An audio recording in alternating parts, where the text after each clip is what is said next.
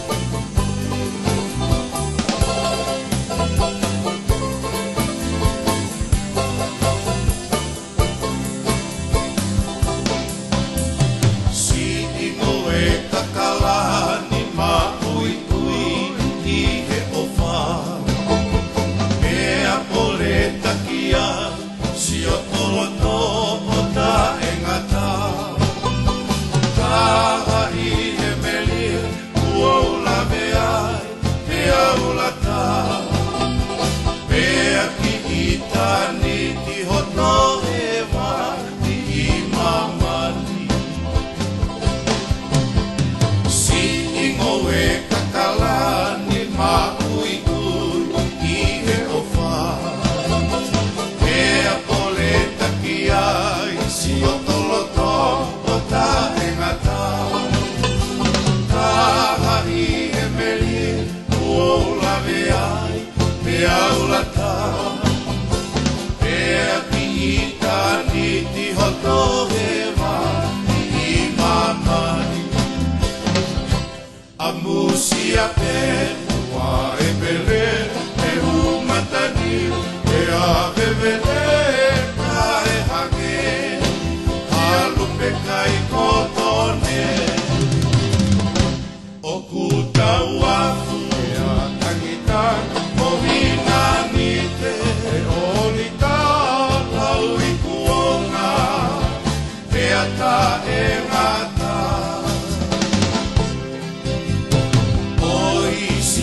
Lotoni topi koi te materie au esi e te vale o tu amelie fuhutelie si o tole ihu i ne whakare ke si ke hoto feleli hala ki kale vale la veno ai mono merie.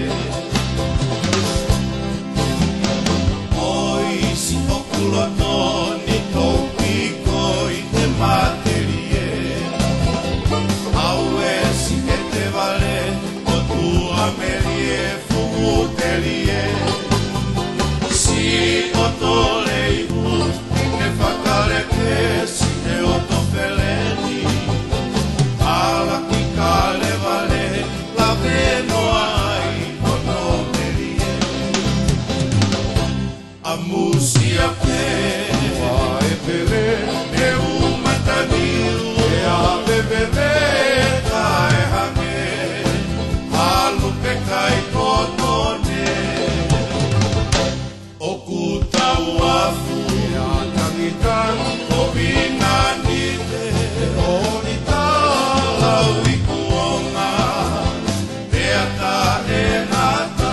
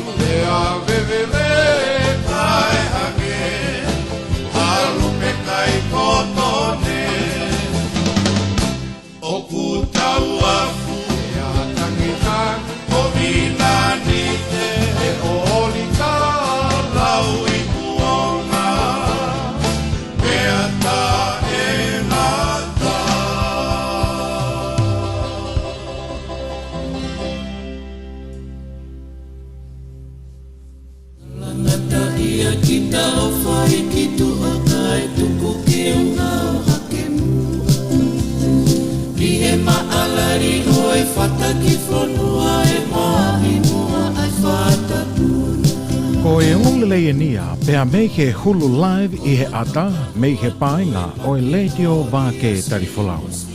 O kuke fie mao ke live ha polo kalama I he ata, I ha whahinga katoanga pe kui kai ke malawa, Fefe nai ka paweni o koke whakaamo, ke whakauato ke au whamiri, maheni, pe koe ka inga. Ko omong se vani di eni ko i heni, ke si tau anga maa ki mautolu. Ko mautuku pā i whoki, ke mau whaios ki a verenga, ho mau tūku ingata ke live atu i he ata, i hao whahinga ka toanga be. Pe akuanga pe heni le vaia, ka kuke fie maueni ke antalelei, maa pe ambo whaafo ofa, kai mea te bu foki a ene pese te deau ahono sum pe atoe vilohi ke whetapaki mongingila ho asi. Oku malawa kotoa ia he whaita koia i he ata me he paenga letio Vake Tali Folau. O wana ngalo foki, he ko mautuku pae ki mautolu ke mamatai ai lauafe ki he toko mano i he opolo kalama. Oku ikai koena be, ka ke manatu, oku live ke mea ki ai tonga kotoa be, me iha tapa be o e kolo be, i he taimita tau pe oku hokoi ho o katoa ngā. Eo, koe hāku ke toe tatari ai, he koe totongi, oku mātua ki saute whāware mo oni, pea mo oni ai lau, oku toe pe ata pea mo kristahi ke tau wau ki ai. Ko iai whituta ki mai rewa koe ke whika telefoni koe ono ni manoa, valvalu hiwa noa valu hiwa whā, pe koe ono ni manoa tolu noa fitu nima taha, ki ono ngahi whakaiki iki. Whatonga iange ka mau whika telefonia e ono ni manoa valvalu hiwa noa valu hiwa whā, pe koe ono ni manoa tolu noa fitu nima taha, ka mau pāking ta ofia tu giai. Mama opito, pea mege hulu live ata ai letio Vake Tali Folau.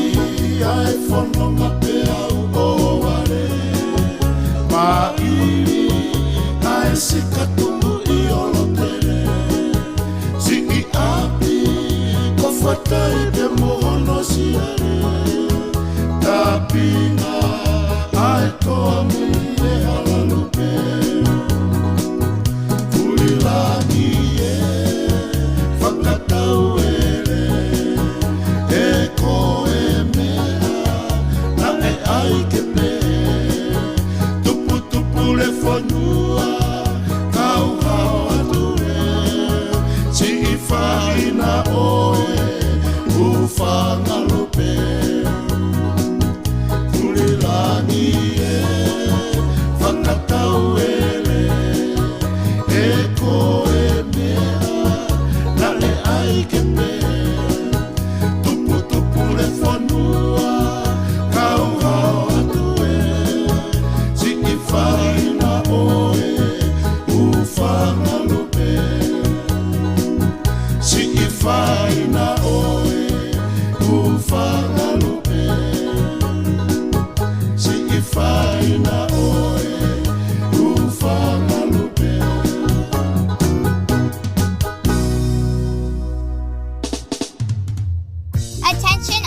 adults. Get the COVID vaccine. As we get back to school, it's important that we mask up and vax up. We want to play with our friends. For more information, go to PacificIslanderHealth.org. Give it a shot.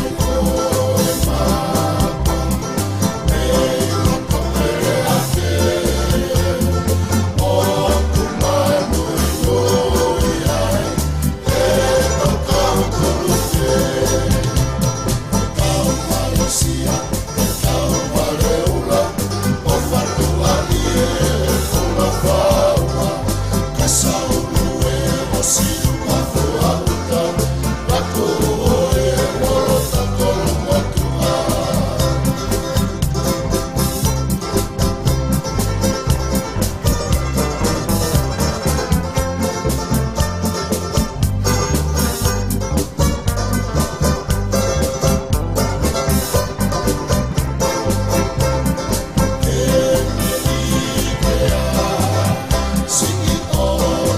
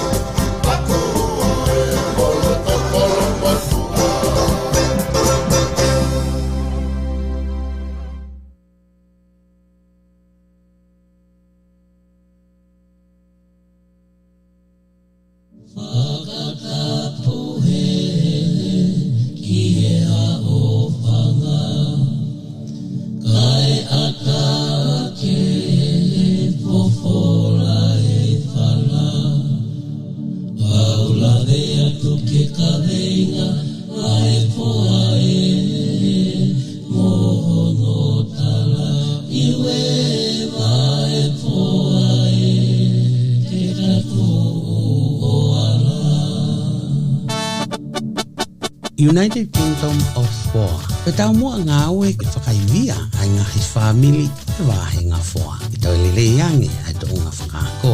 Mo ui haisini hange koe tauhi ngā hi apitolo e maa. O ngā whaekonomika o hange koe whakatupulaki e mauanga ngā ue. O aki ngā ue i whalehanga o kanga. Tai. O mauto e rau kawe i foki ai maho inga ke iai hapalani ngā ue i hoko koe whalawa anga i whanonga anga o e mo ue. E tau mo mataha piki hamaka e vai manawa. Wātolo aki whakalaka ke tūloa e ke kai mo inu ai tau tangata o e tau tangata o e wāhinga Foa. O mauto o pā ke whai o mauto ko ingata e le lei whalu Foa a koe moao e tangata i whanua o Foa. Papapato, United Kingdom of Foa.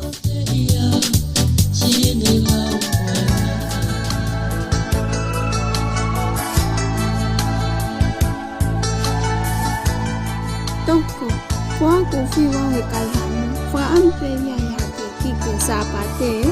Oh, o ngai hau family Amerika? Iyo tokorahi au pite. Tagi family ave fika vava runners. Ono ni manoa tau noa fit ni meni mata. Te nau lawa tatongi Amerika. Te au piki au i vavaoni o tiliva ki homo api i vavaoni. Hawe malo au pito toko. Te tālewa ki anatol he taimini. Ko ia e ka inga tonga i Amerika. Tālewa ki vava runners ki he ono ni manoa tau noa fit ni meni mata. O totongi haki ikiki pe koha shopping pe ki he lolo ahalai walu ka maulele ki mautol o tiliva ki o nā ngahi o whale. Heu pehepe whatawhata maa whanā ia. Vava runners, telefoni, ono ni manoa tau noa fit ni meta.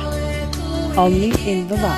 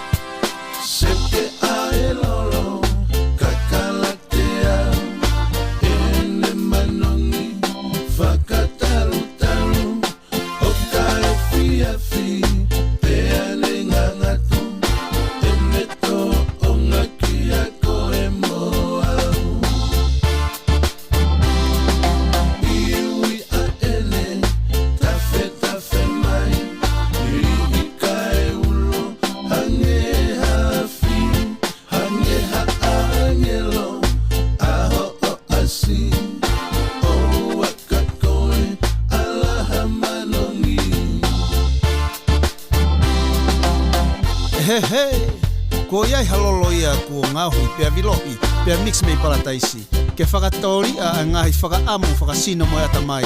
Ke miri pia ke whakasanisani mo masani mo whakamanifi. Pia ke foto aki ia ke hakatoa ngā aholahi. Pia ke toki iloa e mamani, ko e loloni ia, ko e tāpu aki mei langi. O ua, he he! Teke ae lolo, kakalatea, ene manongi, whakataru, o kai fiafi, pea le ngangatu, ene to o ngaki a koe moau.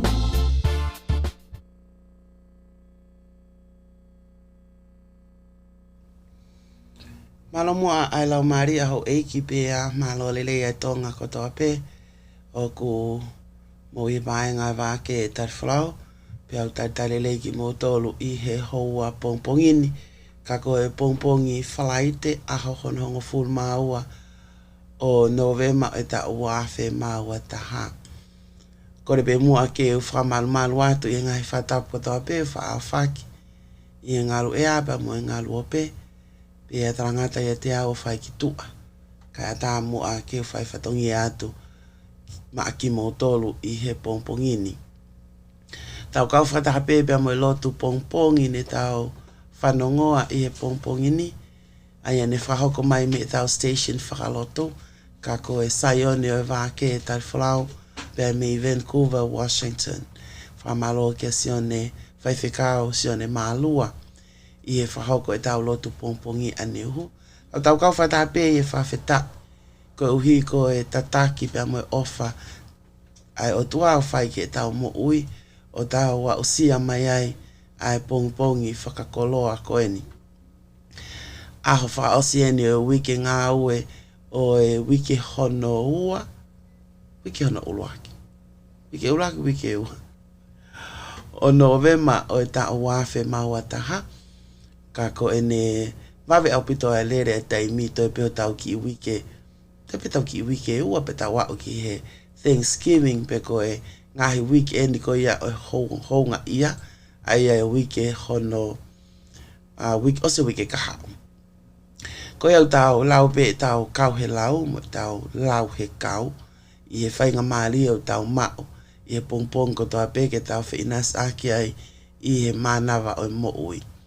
I ahoni pia mo ngahi polokalama ko ia o ku o atu teu ke o atu maki mo tolu. Te tau whiao I houani o au ki he taimi ua. O ka pau e au ki he tahataha e pongpongin. O te keke au a Mansela kawakawa ki Euless, Texas. Ko Mansela o ku kei ewe I Hawaii. Ka o ku na whakakaukau ke whoki ahoni kau te kei. Ai ka pau kei ke nā o ki Euless, Texas, pa te tau koko at pēm whaiwhatongia pa mi San Francisco. Ia taimi wākia nima, taimi a Seattle, Washington, ai a whahok whatongia mai ai, a mere se ini vehi ki te sika.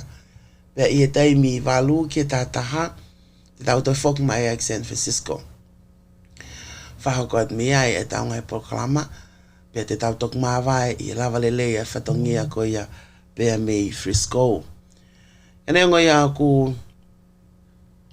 tau whiawhia maupe I he tau whekite ngaki I he ata pia mo le o I he paenga o e Vake Tali Folau pia mo e talan pia mo e tali lele a ki mo tolu I he pongpongini. No tonga koe tau whiao me he walu me he hou miniti koe ni mo miniti koe ni o au ke tai mi hiva ku whaampe ki o at e tau ki whamatala ea mo e ngahi whanongonongo pe lava ke o atu. I e taimi hiva pe ofki ai. Ki he hongo fulu, ko e tau ngahi uni o ngongo ia. Lailahi e tu wakaifu, lailahi e tau whanki o ngongo pe me Tonga eiki. Kai o maa o mo te pasiki, pe te tau wakai lewa ki a tau whangaki I update wha mui mui, pe a me he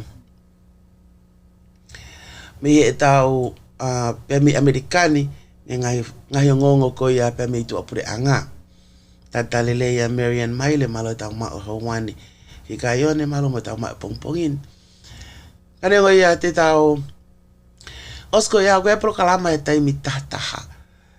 Prokalama ko ni ko prokalama ia whahoko koe whakataha a ethnic media group, pea e lea e kau toke tā, e lea e kau nes, ki nau tolu koe frontline. Kai uma a taha e kau whai ako, pea e kai ngata e ka e pe mo e kakai mau inga. O Californiani te nau lea neongo e o atu, ai polo kalama koe ni i e lea whapapalangi, ka o koutui o kumahino ngofua au pito tau ketek tau tolu, pea o kumaho inga peke e pe mo tau ki whanongo, ki tau kau frontline. Aki nau tolu o ngā aue whakapatonu ke COVID-19, ta tau tupe aia hange koe kau toke tā kau nesi, pea mo ki nau tolu o ngā aue i ngahi ngā aue anga, o nau tula vea ngofua ke COVID-19 o kawai e kau whai ako. Aia te tau whanonga ki nau tolu, pea koe tōlahi taha o kau whahoku whatongia ko ia i e taim tātaha ki taim taha wa, ko e kakai pia mei Californiani. Ko iai, teo rewa ke tau prokalama ko ia i he taimi hongo fulu. Taim tātaha ke taha wa, ai te tau wakai ai ke prokalama makehe ko ia, pe tau toki hoko atu ai pe. Tukuma ke tau wakai ai pe heni ke tau ngahi whakamatala ea. Tau kamata pe pia me ta whaaki koe ni San Mateo County o e Bay Area. Ko e taimiu toi mi te hiva ke hiva pongpongi. Ko e pongpongi ne o te Fahrenheit ni mawhitu e fua mawhana i he lolo tongani. E au ki ha ho ata, e au pe ke te Fahrenheit o no wha. Au fia pe lahi pe ke taftonga langi a honi, ta tau pe a mo a pongpongi. Aia ko weekend ka kato e tau wakai ki ai, fua mawhana e whaka avalisi pe ki ono o futupu, aia ki moko pe ai Bay Area, pa i taim te tau pe koe ki asha uha, hange koe ngai uha ne tau wakai ki e kamata anga o weekend e feitu uni. Ko San Mateo County ia, ko e tawhaki ko ia East Bay, toi mi te walu ki he hiwa pongpongi. Fua mawhana ta tau pe moeni, momoko e taimini lolo tongani tiki whenai ni mawha, au koe ia ki aho ata, e au pe ke maa olunga koe ono o full maa ono. Ta tau pe e ta whaaki koe ia whaka isi te, pe amu ta whaaki koe ni, e ki i malu pe, lahi pe ke taftonga mo taftonga ai langi, ko fua mawhana, e ono o full tupu pe i he toenga o weekend ni koe ni, ko East Bay. Tau hoko ta toki Los Angeles, LA o ki mawhana si ianga LA, tiki whenai te ono fitu e fua mawhana, toi mini te fitu ki he hiwa pongpong malo wilo o fat kakoe, toi mini te fitu ki he hiwa pongpongi i Los Angeles, tiki whenai te ono fitu toki mawhana nga LA, tafi tonga langi whaka ofa, pe ea uia ki aho ata, ea uia ki valungo full maono. Ko e ahoni tafitonga langi pe ai kai ngatai mawhana. Toenga koia a weekend e mawhana kai piki asa uhaya i Los Angeles, LA ia. Salt Lake City, o kutoe a miniti e fitu ke hongo fulu pongpongi. Tigrife nai te whahiva e fua mawhana. Toi ki imo moko ange a Salt Lake City. A o koe ki aho ata e a o ke ni mango full mawalo. Toi nga koe a weekend ni lahi au fia pe i Salt Lake, pe kai ngā taifua e mawhana e ni mango full tupu pe kai ki asasino, moko o kumomoko a Salt Lake City i he ahoni pe a mo toi nga koe a weekend ni. Portland, Oregon, tau hola mi Salt Lake i mo momoko. Portland, Oregon, toi minte va ono ke hiwa pongpongi. Tigrife nai te ono taha e fua e mawhana, i he taimini ka koe a oia ka aho ata e toi momoko ange aho ata ia e a oia kini mango full ma hiva. Koe weekend koe ni au fia ahoni asiki uha maa he ahoni. Au fia pe weekend koe ni whakavalis ke ni mango full tupe fua mawhana pe e uha i aho monite. Tok asi ai uha ia i aho monite whamalo ki a mana moana whalea mai pe a me Vancouver, Washington, and Portland, talamai oku nau uha. Uha au pito malo mana moana. Uha au pito a Vancouver, tatau pe a Vancouver mosiaro. Aia ko ua feitu ko ni podeni. E aho tonak masapati aspeki au fia ka mo moko au pita podlen hange ko mea ko ya okulave kiai mana mana moana malo mere va hoi. Tau hoka tau tolba me Portland. Tau wakai ki Euless, Texas kolo kau poi. Tiki whenai te ono noa fua mawhana, mo moko Texas, ka aku ki I mo moko nge pepe area ya mo Portland I Texas. Tiki whenai te ono noa fua mawhana. Pe e au ka ho ata Euless, Texas, o kono full ma fitu e fua mawhana.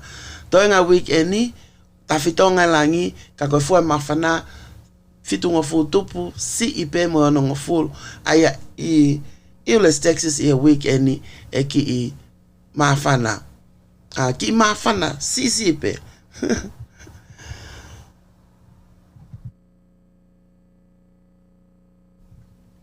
Tau te whok mai ange ke nei pa koia Portland, Oregon e Seattle.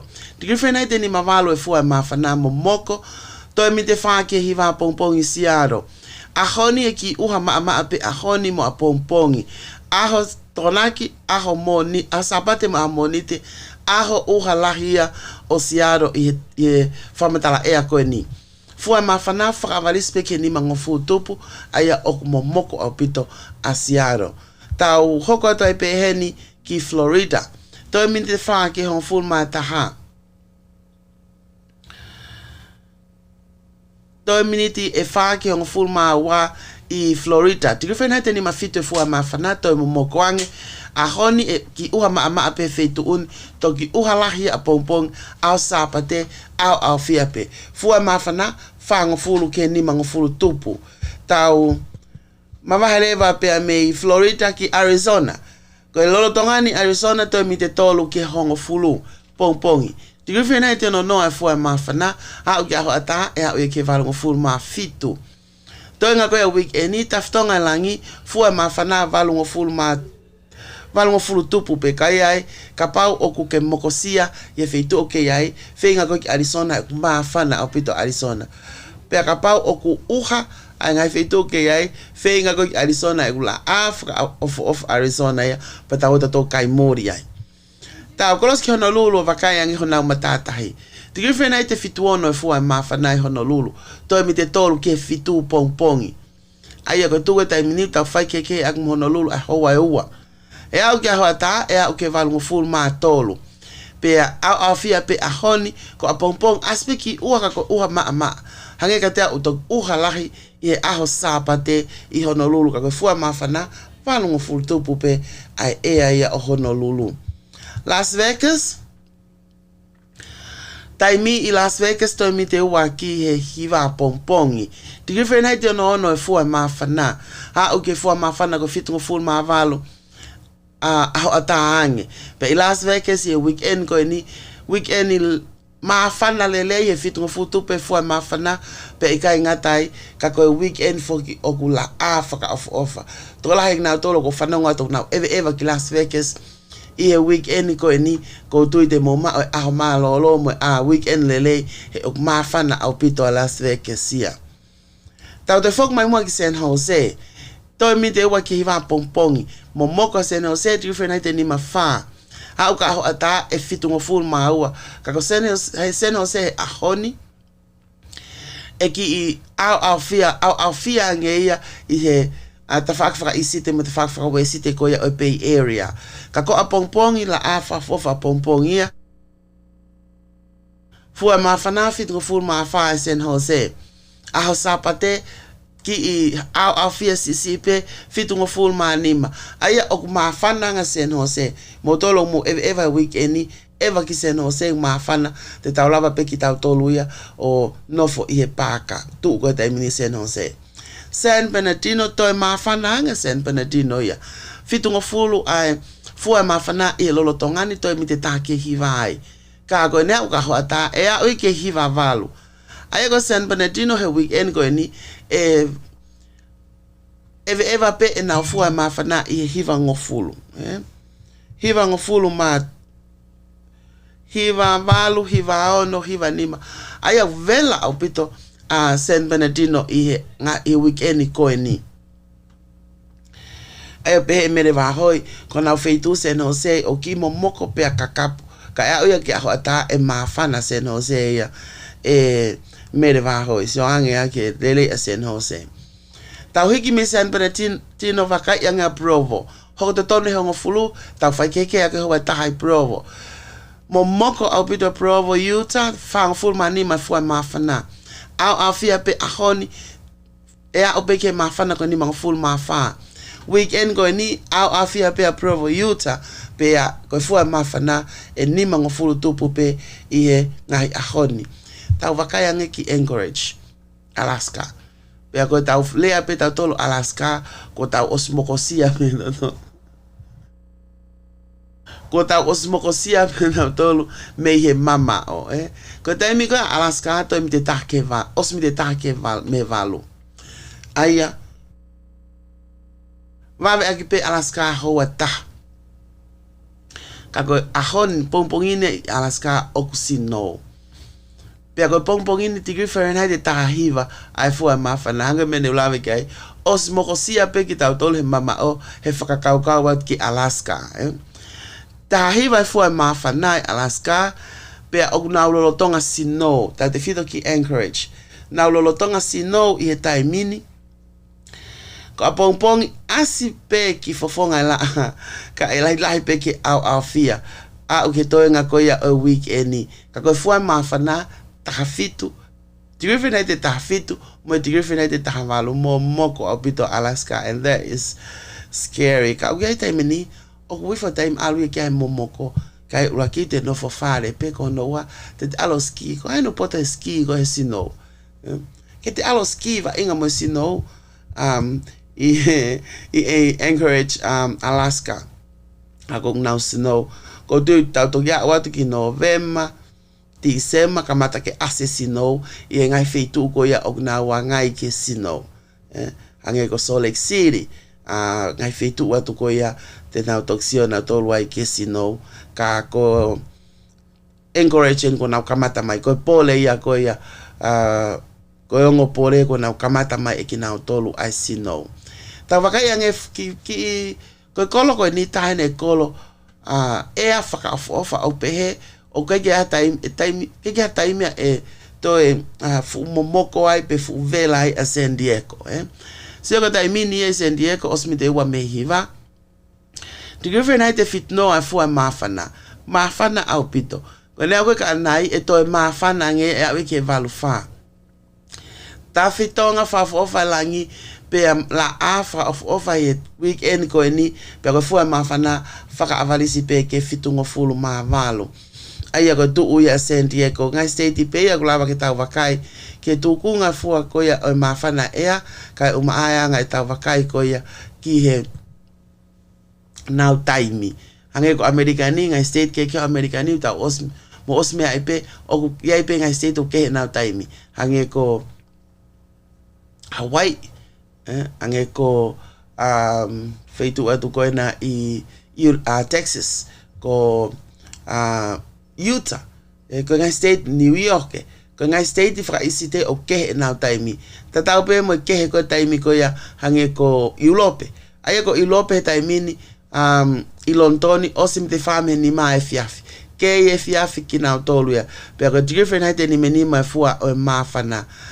I taimi ni momoko o pita Lontoni pe to au fia foke a fonua ko ni i Europe. Para pade tau to closa tato ki meripoane mo asteleria mo ngai feitu ko ia o mo de pasiki o nau tu apo heng aya ko meripoane o se te fa me he fa pong pe to momoko o pito ngai feitu ko ni hange nau taimi winter mo nau to alpe nau mafana tiki fenai ni mata fo mafana ke tu apo tatau mo kenpela taimi tatau o se mi te fa me fa pompong kako kenpela auto ki momoko nga kenpela i meripoane aya ko ngai fanua ko ia i he ko ngai fanua ko ia i Europe ka o ke sia mane momoko apito tatau pe molonton pe i taimi tatau pe o kunao winter i he taimi ni pe au fia pe Berlin sia mane ia ko ko tau kapati tau vakai ki tau toluia pe ke e fiafi o se mene ma me no e fiafi ai una fai ke mo lontoni ai hoa e taha ki va ve anga lontoni i Beijing si ai na ia mo ngai feitu ko ia Asia tu apo te tau pepe tu apo ko tai mi i Beijing o se mene ma me taha ka utoe mo moko au pita Beijing e tai min te grifen hai te tolu ono e fua mafana i he a koe ke ahu e au peke ni mga full mahiva pe a koe ahoni ia i siaina taimi koe ia e aho ai e la afra ofa ka au mo moko e ngai feitu koe ia i siaina ka o ma Afrika e sia ai koe tau wakai atu ki ai e taimini koe tau tolu koe Amerikani pompongi hoa taha pompongi wakai koe ki ulope e fiafi ki nau tolu wakai koe ki ki otmote pasiki hengi ki nau tolu. Pea koe tau wakai koe ia ki iulope o e ngoi ka inga o ku nau ke ie fiafi ki nau tolu ia. Ane ngoi ia koe tau whamatala ea ia ki he houani o gulawa ke tau wheinas aki atu, wheinas aki ai. Kane ngoi ia, tuku mua ke tau wakai heni ki he taha o tau whas. A ten maa ki motolo no kotoa. Koe ngā e ki fuafoloa e tau whiohi o tau whi au pe lahi tau taimi ke tau ngongo ko iai ke lahi pe tau taimi ke o atu ai haa mo fasi mo tau taritari ai ke tau ngahi uni o ngongo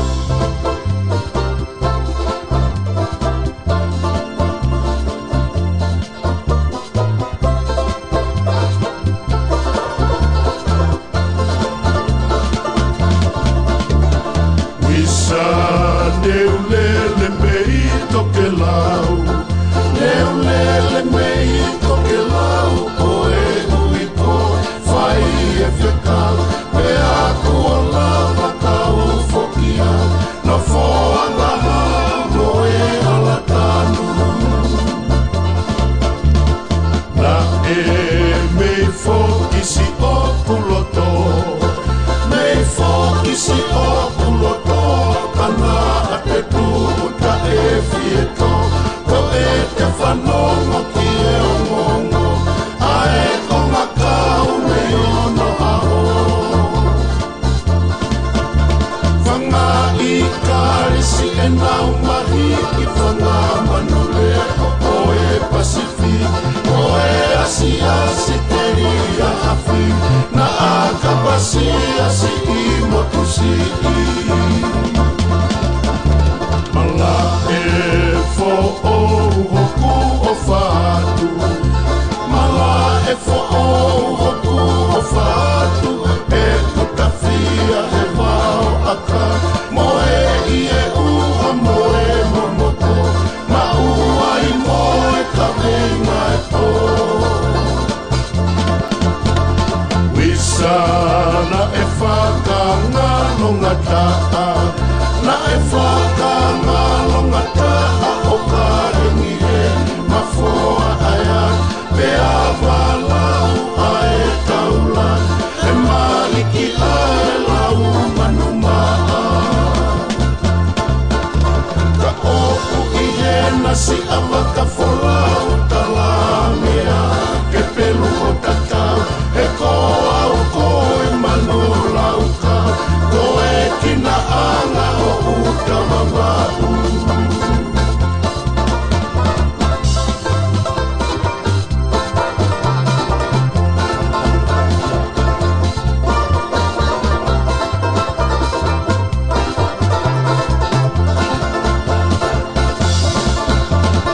La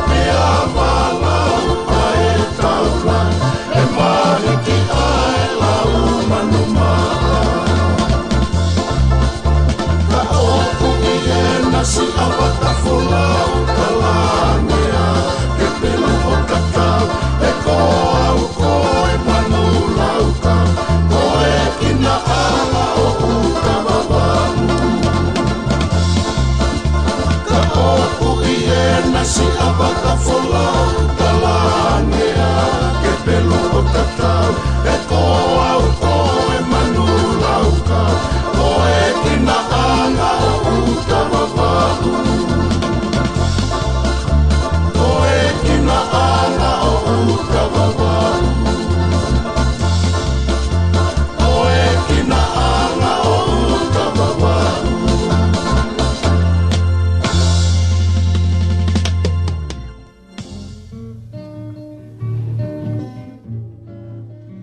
Ko e whanongongo eni ki o tau kāinga o whakarere business whalekai i e kolo ko Seattle, Washington.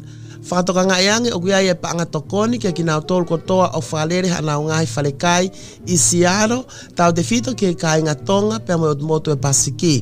O kuia i pia ngai fie mao, ange o fie mao, ko ho business i o tu i e kolo ko Seattle pia glotonga whakarere ia e hataha pia mi o motu e pasiki pia o kulai seni. Ko ki fomu te whawhonu pe ia minite hongo fulu o whaingo fua au pito. Ko panga tokoni ko ni o tuku hau foki. E ta apuni to kore ki tokoni ko ni e te minima e fiafi o e aho taha hiva o Novema wafe maua taha. Ko website ke maua e form kole ko www.cidpda.org/recovery fund. Ki whakaikiki, whitu taklewa ki e-maili cidbiz@scidpda.org. Ko whanonongo ia me Seattle Chinatown International District Preservation and Development Authority.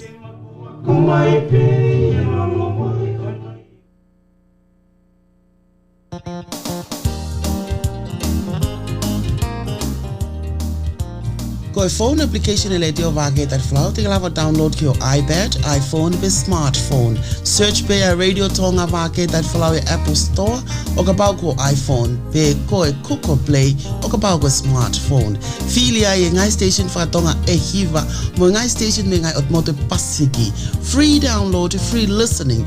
VTF Global Media Network transmit 24 hours. Download lewa ki o telefoniki ki a moia, hoa e wafa o ikai ki o ili kina tu hausia peta e lata ia fetu pe i kolope.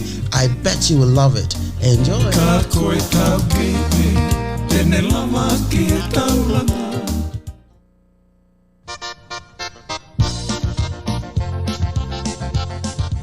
E ho pisi, po mau e taki taunga u tau he futeria ki e ta whanau me whakamapuna. Matala ilo se, ko e retirement mahalo pe ko e reni pe hawhare ke tana foai. E ho pisi, pia fefe le vai e kai mo inu. Fefe hata im ke taki e vai, fefe ta ka venga fa family me fasiasi. Fefe o ka hovale pe ko talamai e toketa, ko ma ko he kansa pe ko mahaki mafu, pe kai ke to e lava o nga aue. Fe unga matala ilo se ko inda fihi e whakaukau. Fefe o ka pau teke mate, os mao pe mea kotoa ke whako putu, mua konga mala e hoia we ho pisi teke poto a fe. Ikai, ko me ia ko e teke mo ui, e ko matala ilo se. Mani, ko whainga tari e nai o finisia e la via.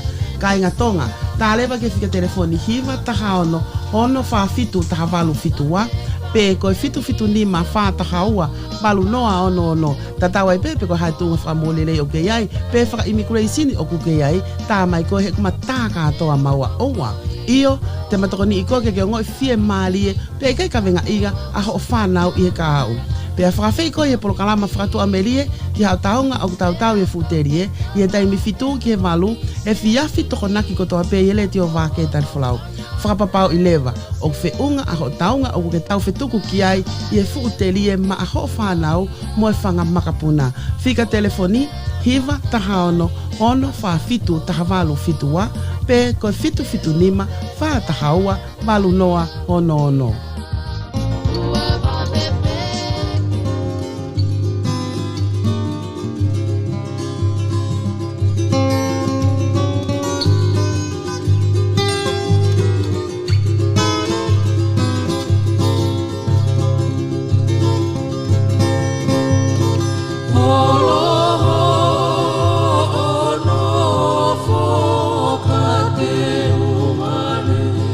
Ihe rangi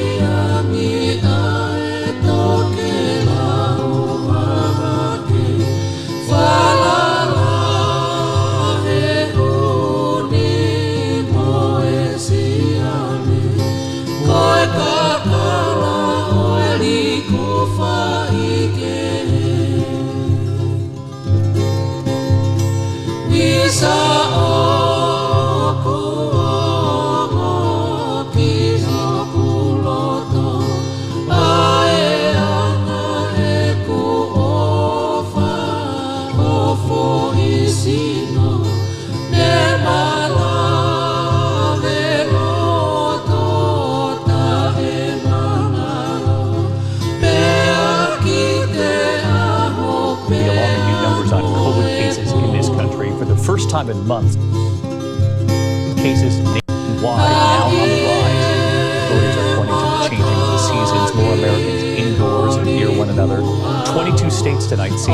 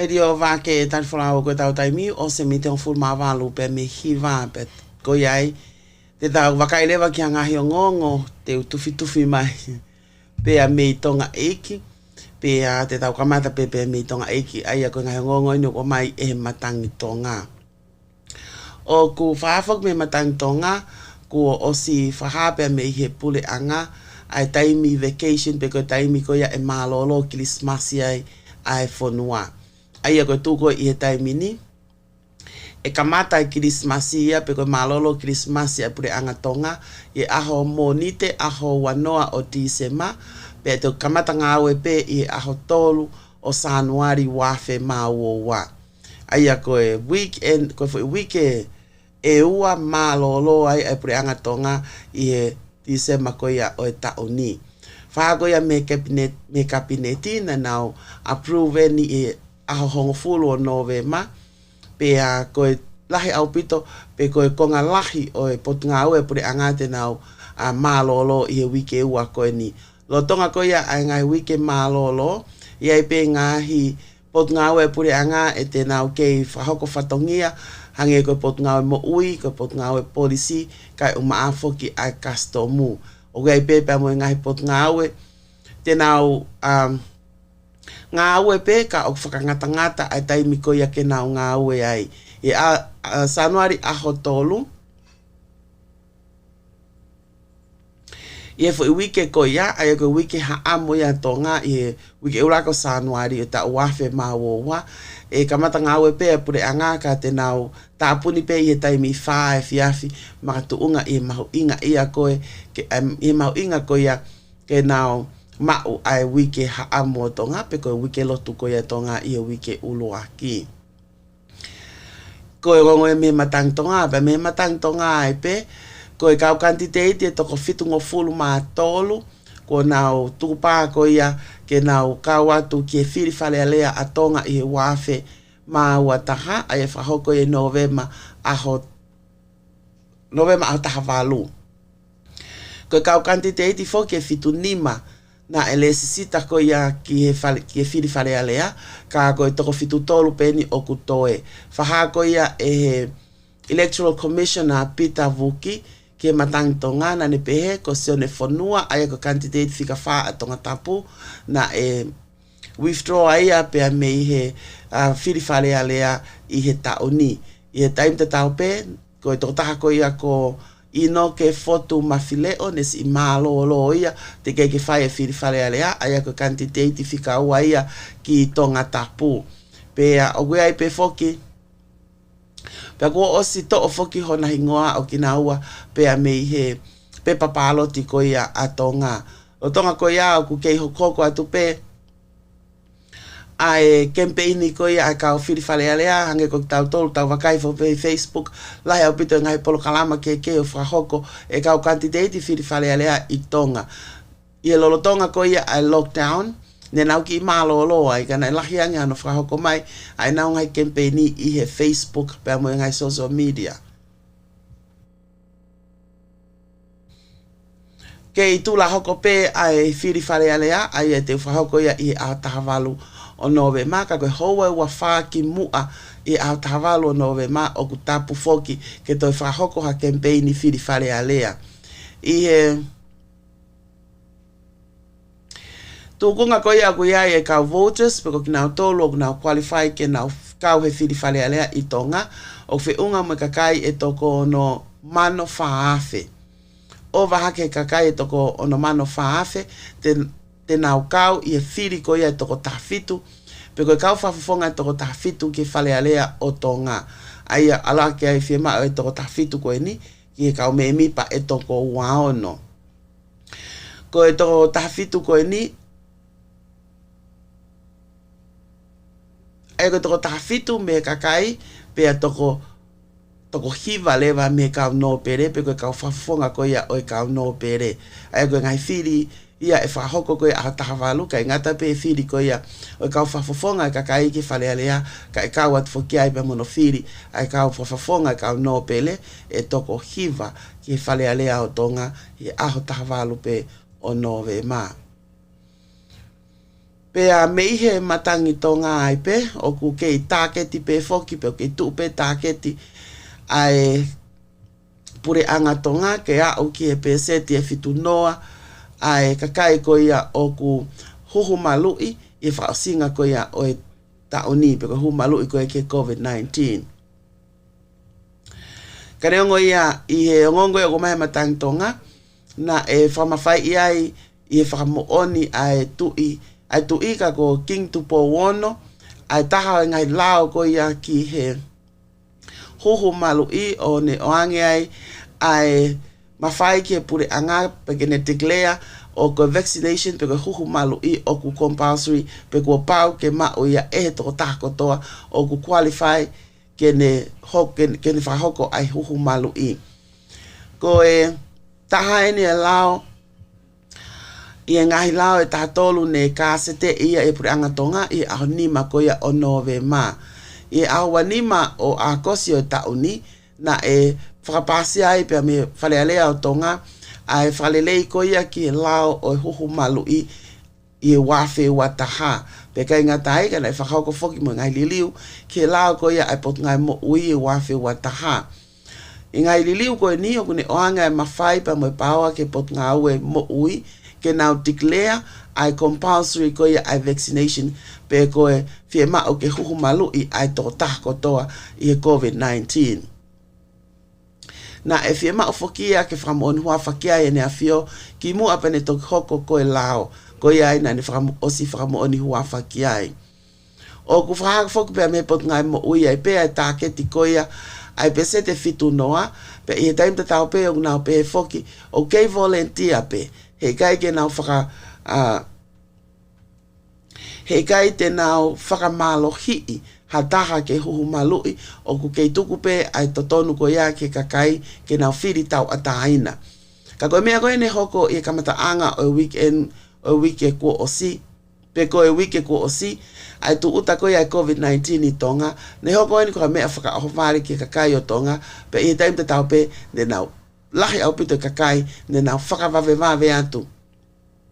Ki he huhu malui mo wheinga ke huhu malui ki nau tolu.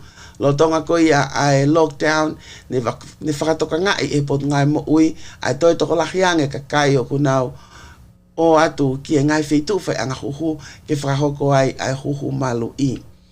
Ko tūko ia taimini o whafofua ke peseti e ono ngofuru maani mai kakai ko oskakato e nau huhu malui ka koe whakaamu ke au ki e peseti e te au. Whatatau ke ngai wheitu upe whangi o tumotu ko vava o ia ko osia o ia ke pese te vau noa ai au tau pehe tau toton ke whakaata ka o awhanua ia vava o si pese te vau noa ai kakai ko oskakato e na huhu malui i vava o i tonga tapu atatape pese pe ono fitu ka i e whakakatoa ko ia o tonga ko pese te pe ono nima ai kakai ko osuhu malui pa ko whenga ko ni pese te nima ko ni i e teu ko ia ke whaosinga o e tauni. E tipeni mei heni, pe whawhalala mei heni, ai tutu uni ko ia ai pure anga, whakawhekau aki ki ono whakawa ko ia o e kau a whonua.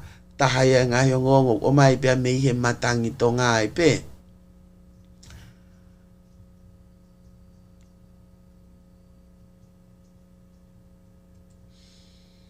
Pia mei he whakamau anga, pia mei he matangi tonga, ko e totaha ko ana katoka kala siale ta o tolungu fulma vanu o kune lolotonga ngawe popula pei hua tortori kana e toi tānaki atu a e mahina e ono. Ka o toi tānaki atu a ene taimi ngawe popula ke ta ue ua makatu unga pe meihe ene kaihaa i kai pe ngata pei ene housebreaking ka ko ene kaihaa fe unga pe mo paanga e wamano wafe hiva ngau vau noa ai ngai koloa whakatonga na ane kaiha asi. Na whaifo kono whakamau i whakamau anga ko ia i whasimo e afi, i a tātaha o Novema, pe a ne toi hirifaki ai hono tautea, o toi tānaki atu, pe a moe tau e ua. Na ne tari halaia pe ki e ngai hia ko ia na ne whahoko, ai na ne whahoko ni i ngai api kehe e nima, i vaini, haasini, tataka motonga, whanga pea mopili, i ta uafe maua noa, ki e kamataanga ta uafe maua taha. Taha e ngai api i vaini na ane kahasia i koloa whatonga whiunga me paanga e whaafe tolungi au. I haasini, na whiunga e koloa whatonga na ane kahasi me paanga ni maafe. Pea i tataka motonga, na whiunga e koloa whatonga me paanga hiwafe tolungi au ni manoa, i whanga, ko paanga tahafe tolungi au wau noa, pea i taha o ngai api no whanga i piri, ne whiunga e koloa whatonga na ane kahasi me paanga e wafe hiwangi au ni manoa. Koe lahitaha o ngai koloa whatonga koe ana ane kaiha asi na e lawa pe foki ke toi whakafoki mai. Ka ki mua i o katopa aho uluaki o e tauni.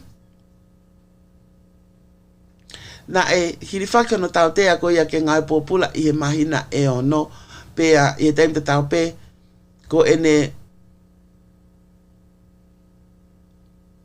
ko mahina e ono ko nine hirifaki pe ia makatu unga mi ene tikite i ene kai haa ne whahoko i api i nuku o ne kahasia koloa ne whiunga me paanga e tamano whaafe te au. Ne whahaleva e he whakamau anga i Novema aho tolu kataki. Ko ia ene whahai e whakamau anga e toi tānaki at matunga pe me ngai tikite ke he toi tānaki atu pe mo ene tau e ua. Ko ngalahi o ngai koloa whakatonga koe ni na ane whakatau atu e ia i e ngahi businessi ko ia o gunau whahoko ai whangaki ino whangaki ino paanga kai malu i koloa whakatonga. Ai ko taha ngai o ngongo pea me i he matangi tonga, whika aki mo kaunanga koe ni ko ana kato kakala siale ta utolu ngofulu maavalu ka kune lolo tonga ngawe popula pe i he taimini. Pea Gada foki e whataha o ku whakahoko o whakamāman lahi I pirita I Scotland he tai mini ko whataha o ku iloa ko e COP26 ai e ko taha ene konferenis lahi ai pure anga whakataha o mamani I he whekau aki pia mo e wheliuri waki ai ea. Na e ia whainga maria hai komisiona Tonga ko ia I Piritania Her Excellency Honorable Fanetupo Vava'u tu iwakano ai na ane whahoko a ene mea I aho I taha o ngai polokalama pe koe ane whahoko a ene mea I he konferenisi lahi koe ni ka koe konferenisi hono ua fulu mao no. Na le whahai ke konferenisi o kulahi au pito ai ngai palopalema o kue sia ai e whiriuri waki ai ea ai atakai o Tonga tatau e o pe foki ki mau anga mo ui ai whanua pe mo kahau o kakai o whanua. O kune pe foki koe taha Tonga I he o tumotu tu ula vea ngofua taha ki e whiriuri waki ai ea pe agui ai ho haa ai pure anga koe uhi koe to utupu o ahoni pe koe whanau e ahoni mo nau kahau. Na ane pe foki ki he whataha koe ni ai au whahoko ia I Glasgow I Scotland na ne whahafo ki e whataha koe ni a ene maho inga ia I he whengawe aki vaofi pe mo ngai pure anga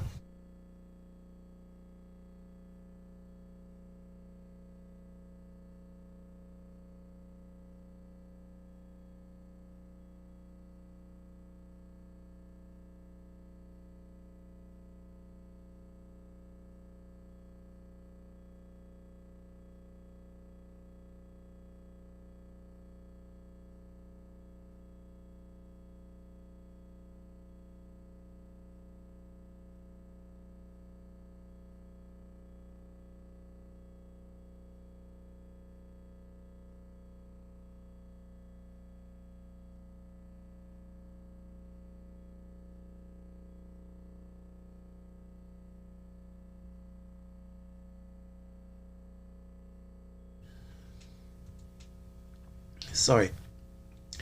Na te whahafo ki e Honorable Fanetupo Vava'u o ku whakamamafa au pito ai tokanga a Tonga ki he ngahi palapalema koe au o mai e he whiriuri waki ai ea pe I he taim tatau pe ko e nau whakaamu ia ki hoko lele ia toi pe whengawe aki koe pe mo ngai whanua lalahi o mamani ke te koloi ai palapalema o whekuki koe pe a motonga. I he ngahi palapalema lalahi na ane whaha I he taim na eme ai I he whataha pe mo konferenis koe ni a United Nation. Ko taha ngahi palapalema ko whika ulu aki ko e whakaau ke toe lalahi ange pe toe putu ange ai ngahi saikolone whakatalo piki o hoko koia I Tonga. Pe ne pe foki o kaya na iaia ngahi a saikolone whakatalo piki e whane hoko ia me I loto pe I he mahina e taha I he taimi koia pe koe to'u a wha I Februari o e tauni. Na ne toi whahafoki koe palapalema hono wa o ku toe hiki toe maalunga ange ai tahi ki he milimita e 1.5 I he tau I he ngahi tau koia kua mari watu.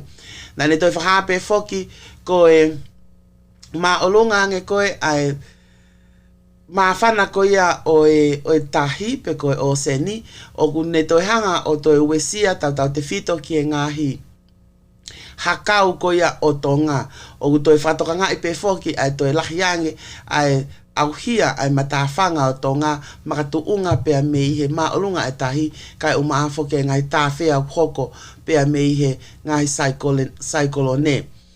O ngune toi whakafoki ko hono wha, ko tūko I he taimini, o alu ke toi kono kona ange, ai kere ia I Tonga, ma tu unga pe foki pea me I he lahi ko ia ai hake, ai tahi ngai kawa I ngahi matawhanga, pea kune we si ai mea mo ui ai whanua tau te whito, ki ngahi ngoue ko ia I tō kanga.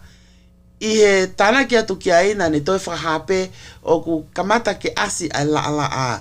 Pe I he ne la a ko ia o si ai vai. Tau te whito ki ngai o tumotu ko ia I he Angai o tumotu ko ia o Tonga ai o ku nau whakawhalala pe ki vai uha a e nau mau anga mo ui. Pea i he tanak wha osat ki aina ane pe he o wea ia ngai api pea mo ngai whale o ku pe ko ngai infrastructure o ku e sia au pito tau te fito ki au hia ko ia o e matawhanga i e ngai whanua, i e ngai motu hange ko hapai wa vau pea mo ngai o tumotu iki ko ia o Tonga.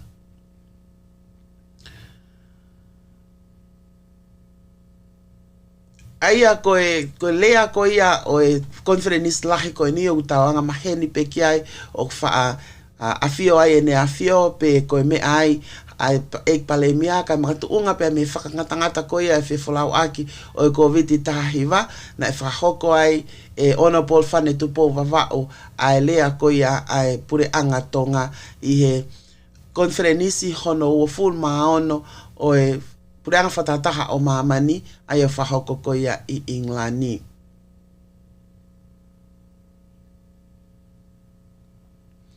O ku mui ofi foki e he egg minister ko ia o whiriri wake ea ona Paul Postei kai umafo ke CEO Paula Mau ai whepo talanoa aki koe ni o ku whahoko i he a conference koe ni. Pea i he taim tatau pe o ku iai foki pea moe taha o e ngahi. Ne e taha o e kau activist peko e knau tolong nau ngā ue whapaton ke whiliuri wake ea na e si whainga o ne lava o attend ai COP26 peko e conference koe ni aia ko Tonga ko Willy Low Sea. Na ne pefoki mei ke aho e wha e ne whainga koia ke Folau ki Britania aia na ane fōwatu e ngai sivi na ne fōa te New Zealand, LA, pene to kia wai koe ki Londoni, ka nai pehe e Willy Low Sea, it's worth it. Ko hi he kone whaka amu ke kā watu ki he whatahalahi koe ni. O whafafonga iai e Willy ia, ai Tonga o Hai Incorporated, ai a koe ka taha koe ni, o nau tokanga i kina, pe koe lahi taha e nau ngā we, o nau ngā we whakapatonu ki he whiliuri waki ai ea i Tonga. Koe o hai Tonga, koe kau taha i kai whakapure anga ia, pea o ku kai ngata pe nau ngāwe i Tonga, kau nau toi ngāwe foki i e taha o ngahi o tumotu o e Pasiki. Koe whakataha koe ni ai COP26, koe whakataha kau ia i whakataha lahi taha i mamani whawhekau aki ki he whiliuri waki koe ia ai ea.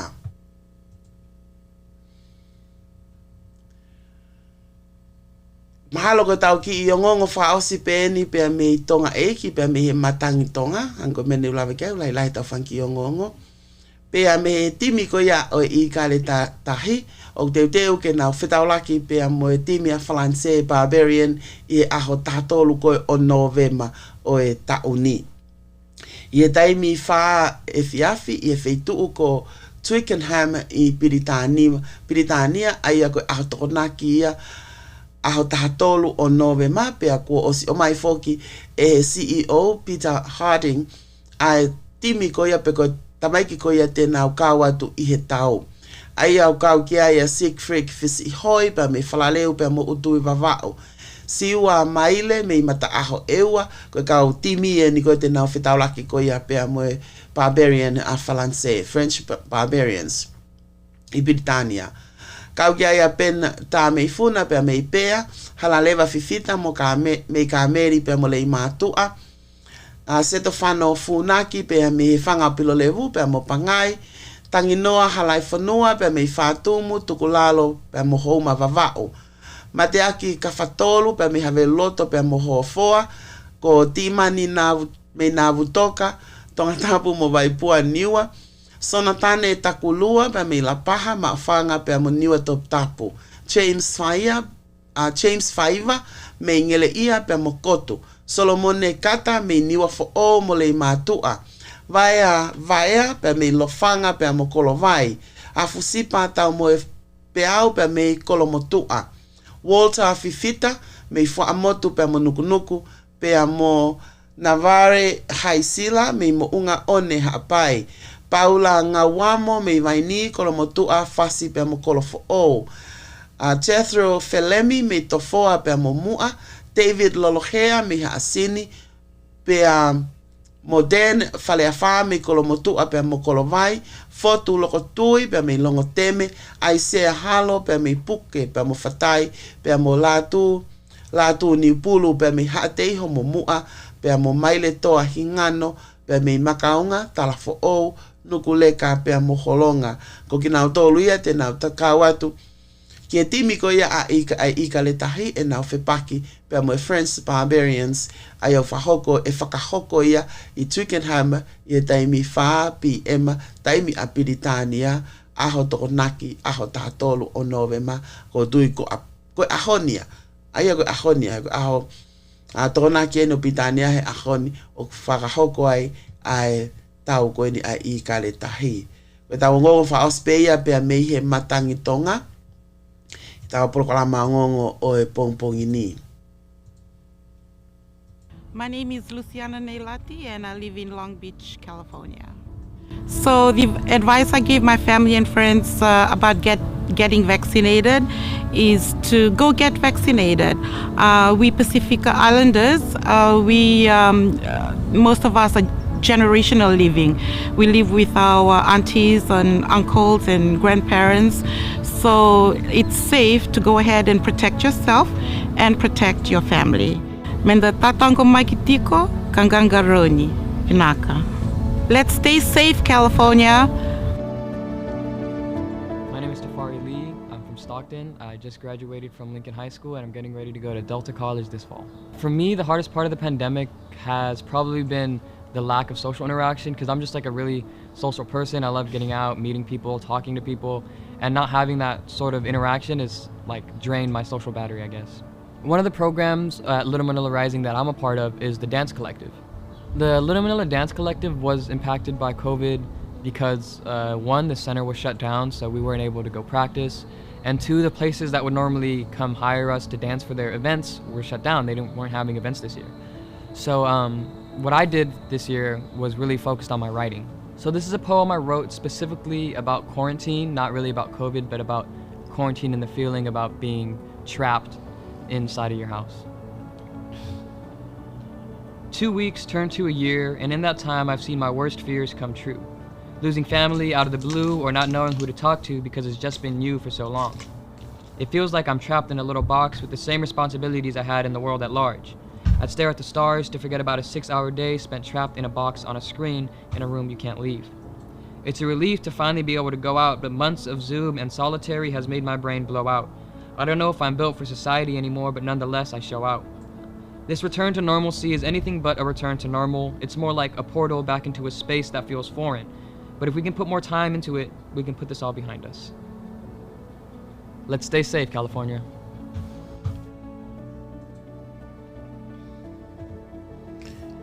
Te tau hoko tai peki tau tolu ia ke ngai ngongo koe ni o kulawa ke tuf mai.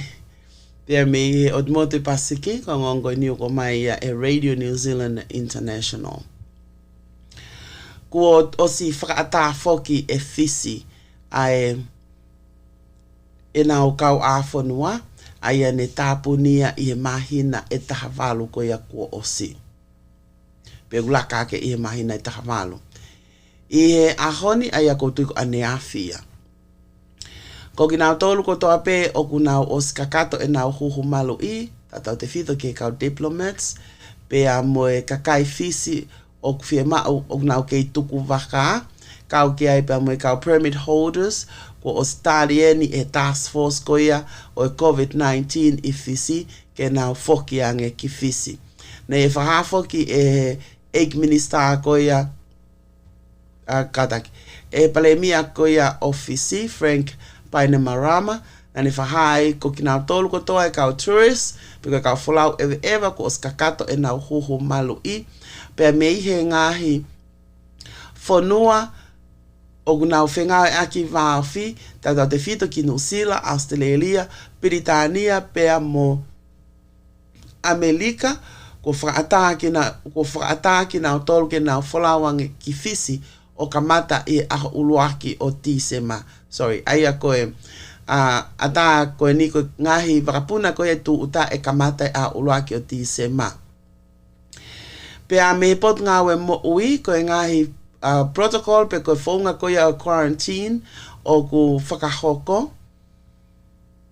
O ku kei whakahoko pe eni ka e kehe pe o makatuunga pe me he kakai ko ia o ku nau huhu, me kakai ko ia o ku nau osi huhu. O ku nau pe foki ko kakai ko ia ko osi fully vaccinate.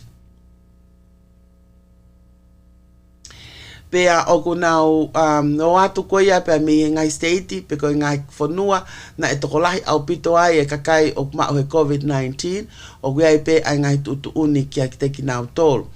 I e teimta tau pe o ku nau pe he foki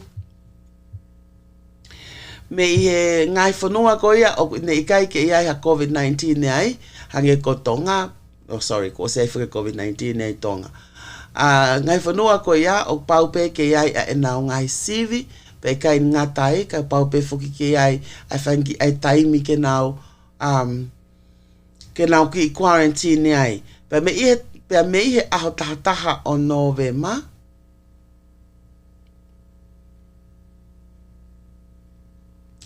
Me a taha Novema ko whakaatai koe kau a whanua. Aia koe taha o ki nau tolu, koe taha o ngai tutu uni koe ia kia ki nau tolu, teu ke nau tu uta i Tonga.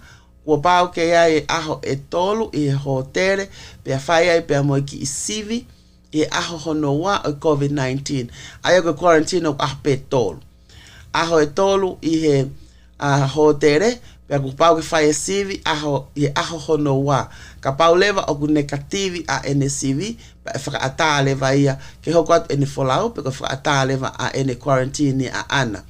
Me aho taha o Novema ai pe, ko kau folau ko toa pe a mei muri, ko pau pe ke toi approve ki nau toluia, pe ko tate fito ki he kau ngāue, ne nau ngāue i tua pe mei fisi, pe ko ki nau tolu ne nau tuku waka, ko pau pe ke iai ke whai whakahoko ahono approve a e nau foki mai koe ki fisi ne ongo ahono whakaata ai kau a whanua. I e taim te tau pe o nau pe he foki, ko e ngahi teu ko toa ke a uluaki o tisema, pe o nau osi a whapapau i foki ko e uluaki waka ko ia e iai e kau folau ewa ki fisi e kamata ia i a uluaki o tisema. Ko e quarantine ko ia o ka pai fie mao ha quarantine ki ka kai ko ni te nau tu uta ifisi e ke fie mao pe fo e ke whakaata foki pe ko whakaata ai quarantine pe ko i api. Whaha ko ia Dr. Fong o gai mo ngai whiliuri waki i he whefolau aki whakaloto whanua tau te fito pe ki he quarantine. I he teim te tau pe foki na e neongo koe folau whalot whanua ka na e kei tutu uni pe foki ai quarantine nia i fisi. Ka koe tū koe i he taimini o ku kamata he aho whalai te ai ngahi whefolau aki koe nio whakatai quarantine whefolau aki whakaloto whanua. Makatunga pe me toi tokolahiange ai kakai o ku huhu malu i koe i fisi. Ka neongo ia na e kei ai pe toko whaia ne lipoti ne nau malolo i he aho tūsite pa mo keisi fo o e ni mango full maavalu. Aluhake ai ngai keisi koe ni okulolotonga ma o e COVID-19 e taimini i fisike valungeau tahatolu. Aia koe toko valungeau tahatolu o kuna lolotonga positive case i fisi e taimini. Ka koe mate o aluhake ia ki toko nongeau fitu hiva. Ia kau victim koe e toko wha me ne nau malolo o ki he tau nima noa ki he tau fitu nima. Koe toko tolu e ki nau tolu ne nau mate pe ki nau tolu e nau api nofu anga. Koe toko taha ne nau mate ki nau tolu ia i he whale mahaki ko ia i fisi. I he taim te tau pe foki o nau pe he koe kau COVID positive patients e toko nima ngeau fitu walu ne nau mate ki nau tolu pe a mei he ngahi whakoutua kehepe. Ngai whakoutua kehepe ka i he taim te tau pe nai mao ki nau tolu he COVID-19. Aia o ku kei classify pe, o ku kei ke classify pe ku kei ke kau ki nau tolu i he mate makatu unga me he COVID-19. Aia neongo ne mao ki nau tolu he COVID-19 ka ne nau mate ki nau tolu i he uhinga kehe hange koe mahaki mafu mo ngai mea koia.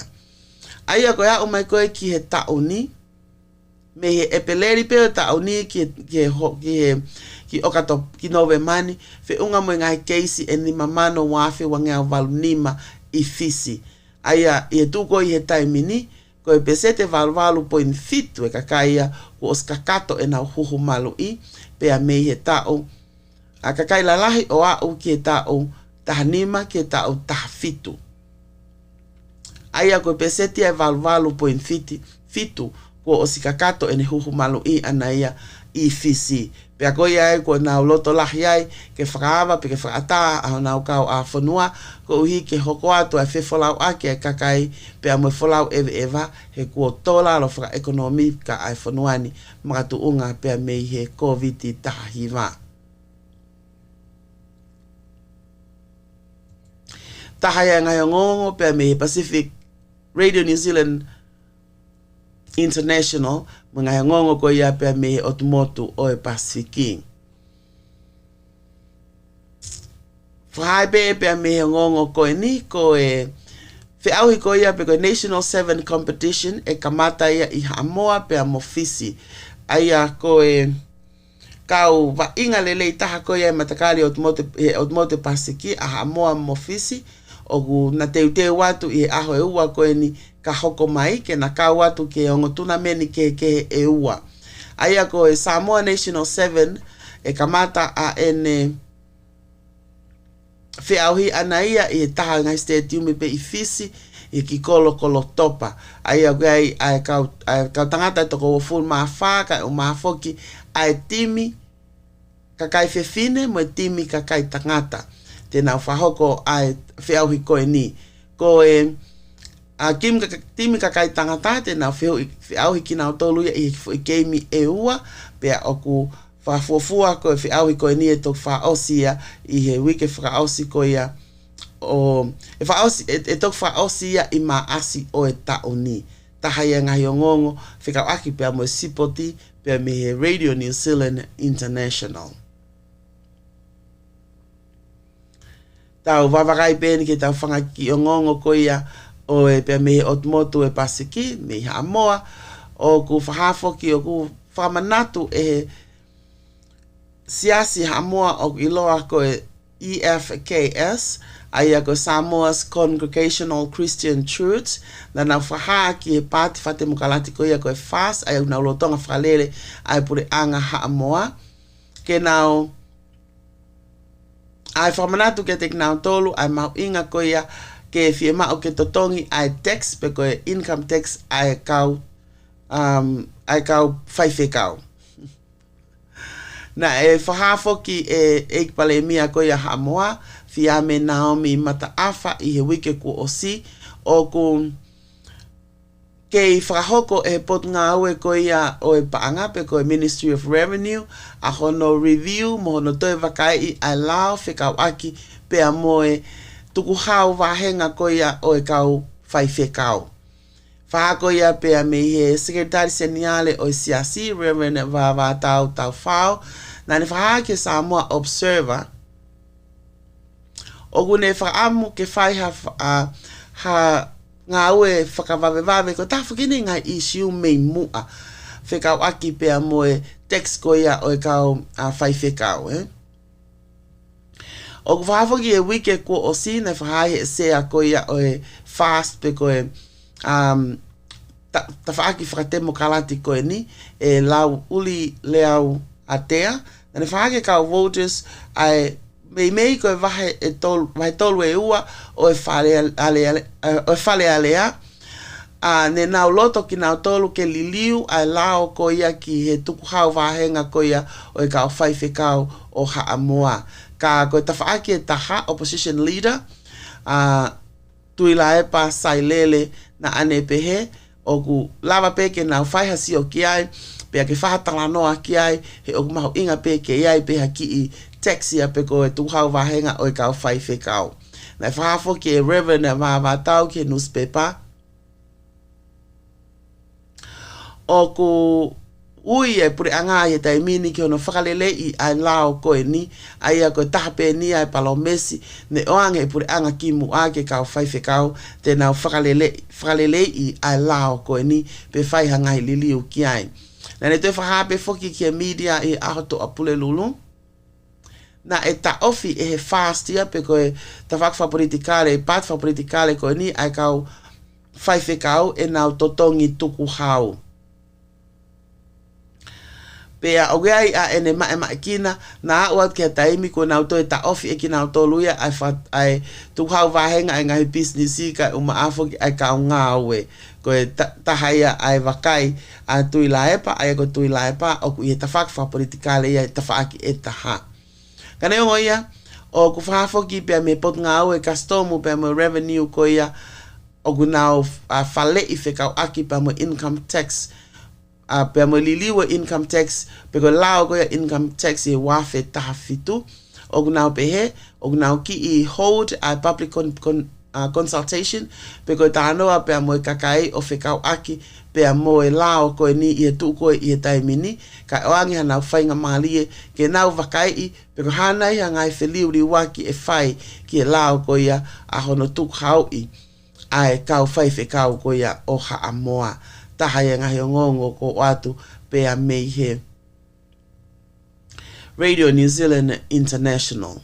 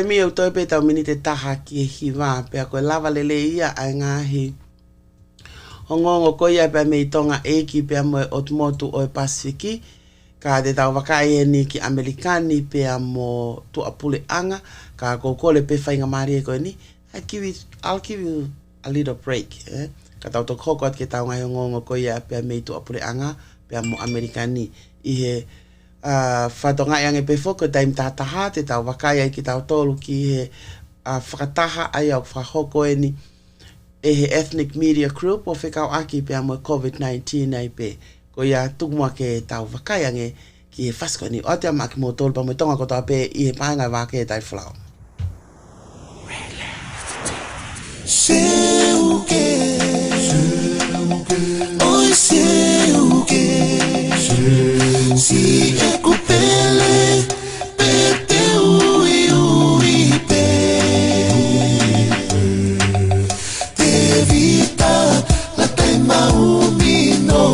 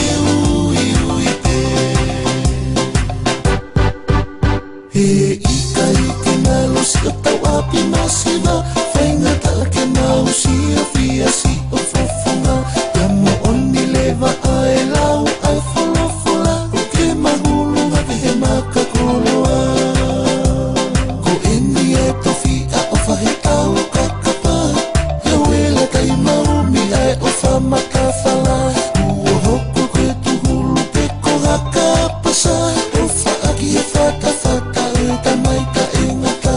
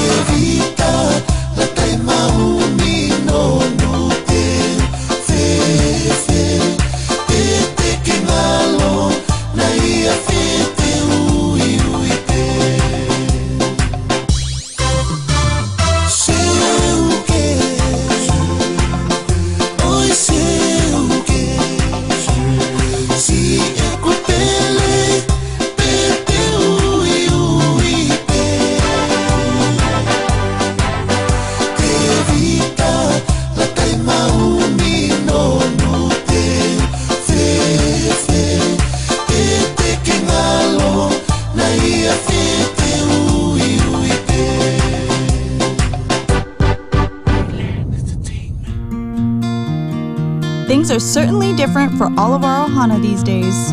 Vaccines have been proven safe and effective for everyone 12 and above, and so is getting tested for COVID-19. If you or a loved one have tested positive for COVID-19 or have been experiencing symptoms lasting more than 4 weeks, this can have an adverse effect on you both physically and mentally. For mental health resources and facts on COVID-19, go to pacificislanderhealth.org.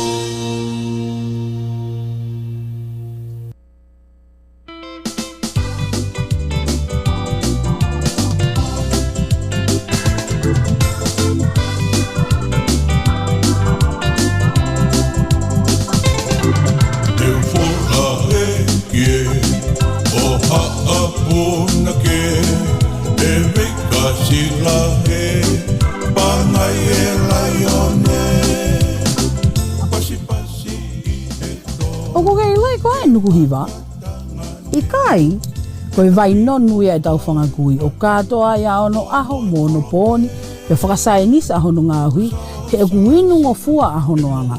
Pea tahafe ni mangeau ahono mamana. Seuke. Pea toi whakaatu I foki mohono kakala. He kohono aonga ko tāgi tahi pea tāgi uta. No ngā ia suka, ngā koe toto, moe toto maolunga. Saigi ai arthritis, kauti pea moe kahi. Pea whakatau pasi ai mafte fua ata mai moe iwi lahi. Tai whanaafi ai mo uilelei he kohono tawi ia. He koe nonu na tori ia me Hawaii, Tahiti, Haamoa, pea mo Tonga, pea kuone mafola I Europe, Asia, pea mo Amerika lahi. Koe nukuhiwa ia pea mo hono ngahi aonga, tā rewa ke otaha o nukuhiwa, ki he ono walua, ni maono wha, fitu nono ataha. Ono walua, ni maono wha, fitu nono ataha. Akau ko hota whanua Pakata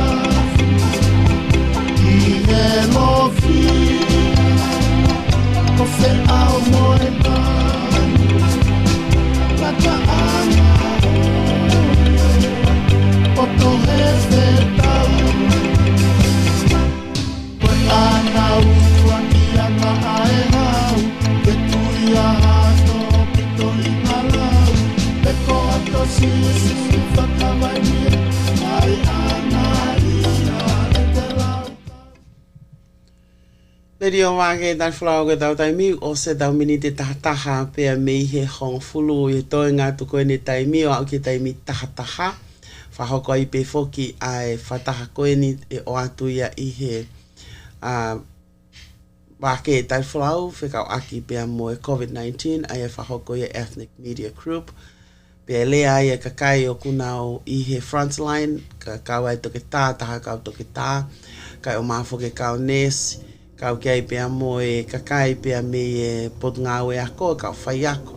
Tēnau lea I mahu inga ko ia a hono huhu malui a e tau nima ki he tau tahataha.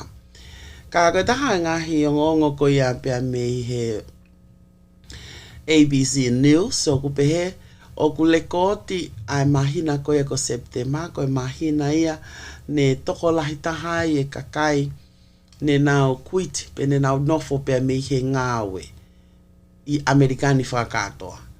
Koe mahina koe ko September, koe mahina ia ne toko lahi taha I whafofua ke kakai e toko 4.5 miliona. ne nao kuiti e nao ngā we I September, pea oku kiho haai ai puri anga e whanuani mga tuunga pe me tokolahi ko ia pe koe fuu tokolahi le kotia I Amerikani. Pe koe au ko ia ki toko 4.5 miliona ai nofo ko ia mehi e nao ngā we. Oku pe foki koe tokolahi taha au nao nofo me ngā we pe koe kuiti me nao ngā we koe uhi koe kovi ko ia ai vahe. Pe oku nau, ko taimi kona nai tokolahi ka kai kona nofo ngā we September o tauni. I taimi te tau pēna e kei lahi pē ai ngahi ngā we ia nai avela polo pe koe ka wheitu ngahi ngā we anga ne nau whie mao kau ngā we. Ka I Amerikani ka toa ne he ko Amerikani ko toa ne ai e ngahi ki postia e hongo 4.5 miliona. Ne nau whie mao ngā we pe koe ngahi kau taha pe koe ngahi ngā we e hongo 4.5 miliona ne whie mao ko ia ki he ne whie mao ko ia ki he ngā we anga. Whakatatau ko ia ki e whamatala ne o mai e Bureau of Labour Statistics I e aho whalai te. Ka ne ongo a e nea o koe ki hongo 4.5 miliona ai ngahi available job pe koe ngahi ngā we na e whie mao. O ku holo, he nei holo ia me akos ko akosia ne fe unga e pea moe ngahi open jobs e hongo 4.1 miliona.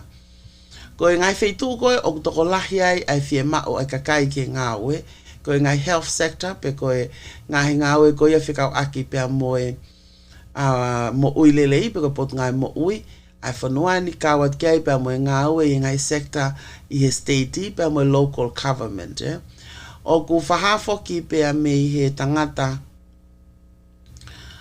ko Nick Banga na ne pe he I ene lipo o ti o ku kawe Delta variant ia I he ngahi palapalema o ku ne wesia ai maunga aue ko ia ai kakai. Na ne pe foki ko e taha ko e feitu o ku lahi taha tau te fito ke ngahi lepi o ku lahi au pito ai whie maunga aue I e tawhaaki ko ia o e whakatotolo.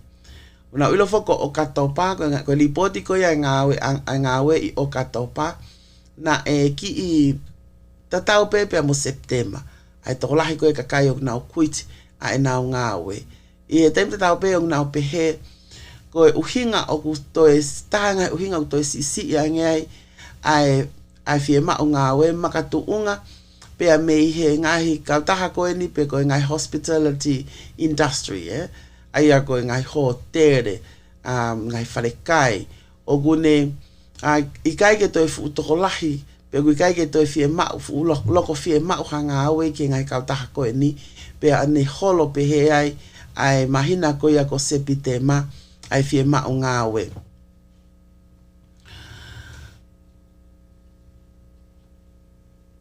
Ko e tokolahi taha ko ia kakai ne nau kuiti nau ngā wei September ko e kakai o kui kai lelei ai vahe ai ne nau kuiti nau tolmi ai ka nau toi whenga ke nau kumi ai ngahi toi whenga ke nau kumi ai ngahi ngā ue ai nau ngahi ngā ue mei ko e taim te tau pe whafofua ke kakai pe e ono po ine 5 miliona o e kau ngā ue ne nau mau e nau ngahi ngā ue fo o. Kau foki pea mo kau volunteer ia I he quits. I he quiti mei toko ono po ni ua miliona kakai volunteer I he ngahi ngawe anga keke ne nau kau mo nau tolu ia I he quiti ko ia pea mei he ngawe.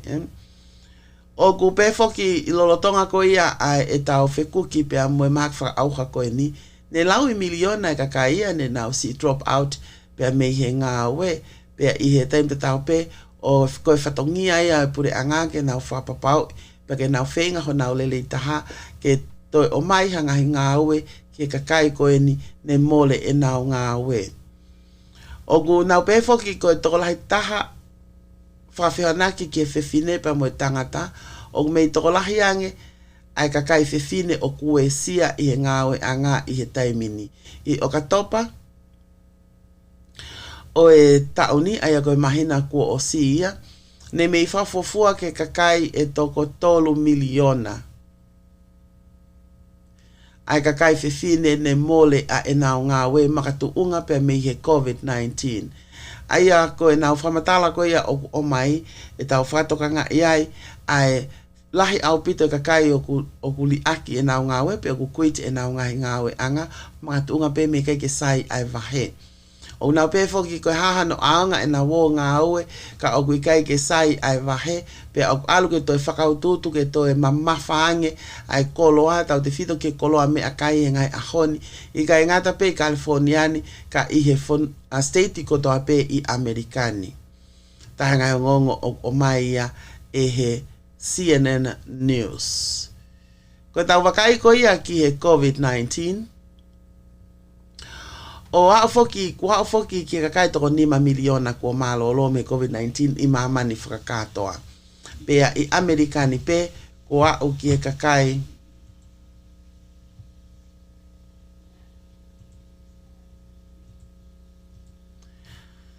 e toko 7 kilu 5 mano tupu.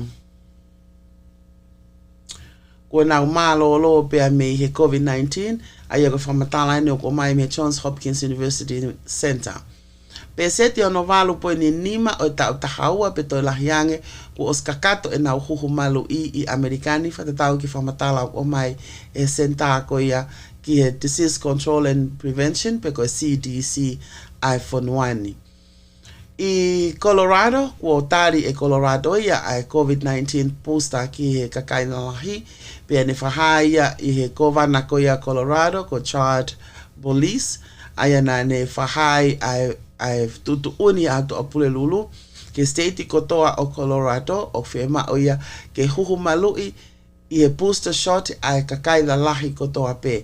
O gune pe foki o gune whakaamu, ke nau ngawe ake ngai whaunga ko toa pe e lava ke malu ia e kakai o Colorado pe me COVID-19 pe i he taimi ta tau pe o kune whakasi si iai ai si i ngā ue ko ia ai ngai whare mahaki ka o maafoki ai ka ngā ue i he pot ngā ue mo ui. Me mei ko ta tahavalu pe toi lahiange i Colorado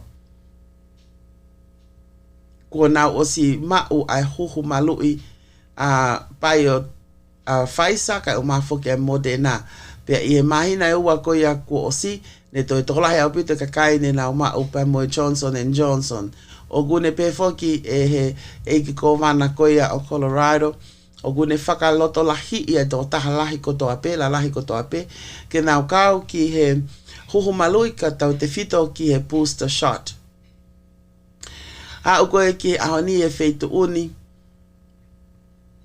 au koe ke ahoni i e ngai state e taha whā i Amerikani o utoi ki i toko lahi mai ai e kakai o nau tākoto whare mahaki ake pese te hongo fulu whawhionaki ki e wike kua o si. Ai au koe e ngai state e hongo taha whā i Amerikani o utoi ki i toko lahi mai ai toko lahi e kakai ko ia o nau tākoto whare mahaki me COVID-19 tau te fito pe kia ki nau tolu te kei ke nau huhu malu i. Kawai koe ngai state e ni e taha ko ia. Ko Arizona, Colorado, Connecticut, Iowa, Kansas, Michigan, Minnesota, ko Missouri, New Hampshire, Rhode Island, South Dakota, ka mo Utah heni, ka mafoki a Vermont, pa mo Wisconsin. Aia ko ngai state e taha o asiai o toi tokolahi ange kakai o gunau si itako to whare mahaki pe me he COVID-19. Kaneongo o ku hiki pena ki increase me wike ko si ki weekend ka i taim tau pe talu pe me a kosi o tauni na e ke holo pe ai tokolahi ka kai o takot fale maki i vakai whakaluku fua ki Amerikani ka ko ngai state ko ri na kulawat ane nai o ku ki i toe liunga hongo fulu a pese liunga tana ke pese te hongo fulu a ka kai o ku nau puke ko ia i he takot fale maki COVID-19 o ku whahako ia pe a me he CDC i e nau wakai ko ia ki e kahau e hangehange e kei holope whakalukfua ko sio whakalukfua ki Amerikani e hangaringari e kei holope toko lahe unau tākota whare maha ki COVID-19 kai umaafo ki ai mate e holo moia ka koe holo koe ni e hoek mo e kainga i e taimta tau pe o ku te kei pe ke holo hifo pe me toko taha fe a kakai a mate pe me COVID-19 anga koe e nau wakai ko tokolahi kakai e mao he COVID-19 e holo ka ko tokolahi koe ai mate o hangange e kei lau iafe pe i ngai mahina koe ka hoko mai o ku whaha koe pe me nik nau tolu i wike e ua ka hoko mai o a uki tise ma aho wha o nau whafofua ki nau tolu e kei iai pe kakai e toko tamano ni maafe pe si hifo e tamano ni maafe te nau malolo pe me he COVID-19 aia ko e nau palani pe ko e nau sio ko ki ka hau a ko ki a fa ti se mau nau pe he e a o e mate amerikani ke fitu kilu valumano tahafe ni mangeau aia ko hikia pe me he tu ko i ahoni o fe unga pe mo kakai e toko fitu kilu ni mamano hiva afe ko na osmate pero na usio ko behe ko afati sema eto alhake ya ke fitukilu valumano tahafe ni mangeao i Texas ko to e Texas a enao tutu uniko ya ki he fana wako pe ko fana o na ke yako ke na tui I mask ai ne kamata ni a pule lulu ana frahai pe me framau anga pe federal church ko ya Texas ki e governor ko ya o Texas ai executive order ko ni ke prohibit a local mask mandate ka wai pe mo ngahi apia ko tahaya ngahi ngongo ko ya pe a me Texas o ko vakai ki ai i radio i ABC News ai ko mai ni ABC News o gai foki pe mo state e ta o ku ki ito e toko lahi ai e kakai o ma COVID-19 ka fa tau fa matala fa muy ko no ko mai pe me ABC News ko ngai case COVID tahiva neongo no tala ko hangange e holo ka i fa lu fu ko American i fa to nga yang ai fai ke ko ya ai whakalukufua Amerikani pe mo e tau wakai koe ke whangaki iske ngai state. Ko ngongo ko ni une tala mai ko isi ai state wanoa o ku o hanghange e tokolahi aki ai pesete tahani mai o e kakai o ku ma ko ya e COVID-19. Ko ngai state wanoa ko ni na e ki tokolahi pe talu pe me he wike ko osi ano frato kangai ngai state wanoa ko ni ai ki tokolahi ange ai new cases aian o ku ka Arizona California ni ka mo kina tolo kamata ke increase ake pesete hongofulu Colorado Illinois Indiana Iowa Maine Michigan, Minnesota, Mississippi, Missouri, Nebraska, Nevada, New Hampshire, New Mexico, New York, Utah, Vermont, Pemo, Wisconsin. Aya ko ngai state ko ni o ek mo kainga fra to kanga yang o kamata ke to asi a ene hiki hake to la ka ma COVID-19 ake pesete hongo full. Ka pa ta wakai ki wanoa ko ni ko Arizona, ko California, ka wai mo California te wla be ngai fitu ko ta to la ai. Ko Nevada, kau kia pa mo Utah. Ngai state fa ko yo tau toko lahi ai, fa to nga yange o kamata ke to ki hiki to ai COVID-19 ni i he taimini. O ko i Florida, ai ko Florida foki na kau ia i he state a ne vave au pito ai mafola ko ya COVID-19. Ko tu ko i he taimini o gunau ke a hoko pe state ko ya ke vave pe ai mafola COVID-19 ka o ku tokolahi au pito akina toluia ko osi huhu malu i pe me he COVID-19 o ke fa manato pe me he White House ko ordinator ko ya COVID-19 he White House ko Jeff Zion na ne pe ye pule lulu o ko ki i frautut o ki alpe ke to ilonga ai tokolahi ka kai o ku o mai e nau whanau ke nau huhu malu i. Tau te whito ke tau nima ke tau tataha, pea o kune popo i ai mea koe ni, pea taimta tau pea o kune toi whahape foki, ai mahu inga koe ke ave tau whanau ke tau huhu malu i. Na e whahape foki e nia e he tale kita koe a CDC to ke tā Rochelle Walensky, Ko keisi ko ia whanau ke huhu malu I whatoka ngā iange o ku alge toi tōla hiange ka o kei tōla hi pe ai whanau o te kei ke nau huhu malu I. I e taimi tatau pe o ku nau recommend ke whakapapau I o huhu malu I hepatitis A pe mo e whanau ka o maafo ke ngai flu shot pe o ku nau toi whahape foki ai ngai huhu malu I o whie mau e whanau o whie mau ia ke mui iofi au pito e kau tau I whanau pe ke whakahoko ia I he wawe taha. O ku me he White House pe ko a oeni ke whanau tau nima ke tau tahataha e toko hiva kilu. Ko nau osmau a e nau uluaki shot. Mana tui ko e whanau e toko wawalu miliona. O whie mau koe ke nau huhu malu I e tau nima ke tau tahataha. Aia ko toko hiva kilu ko ni ko e peseti pe ia e tolu o toko wawalu miliona ko nau osi huhu malu I.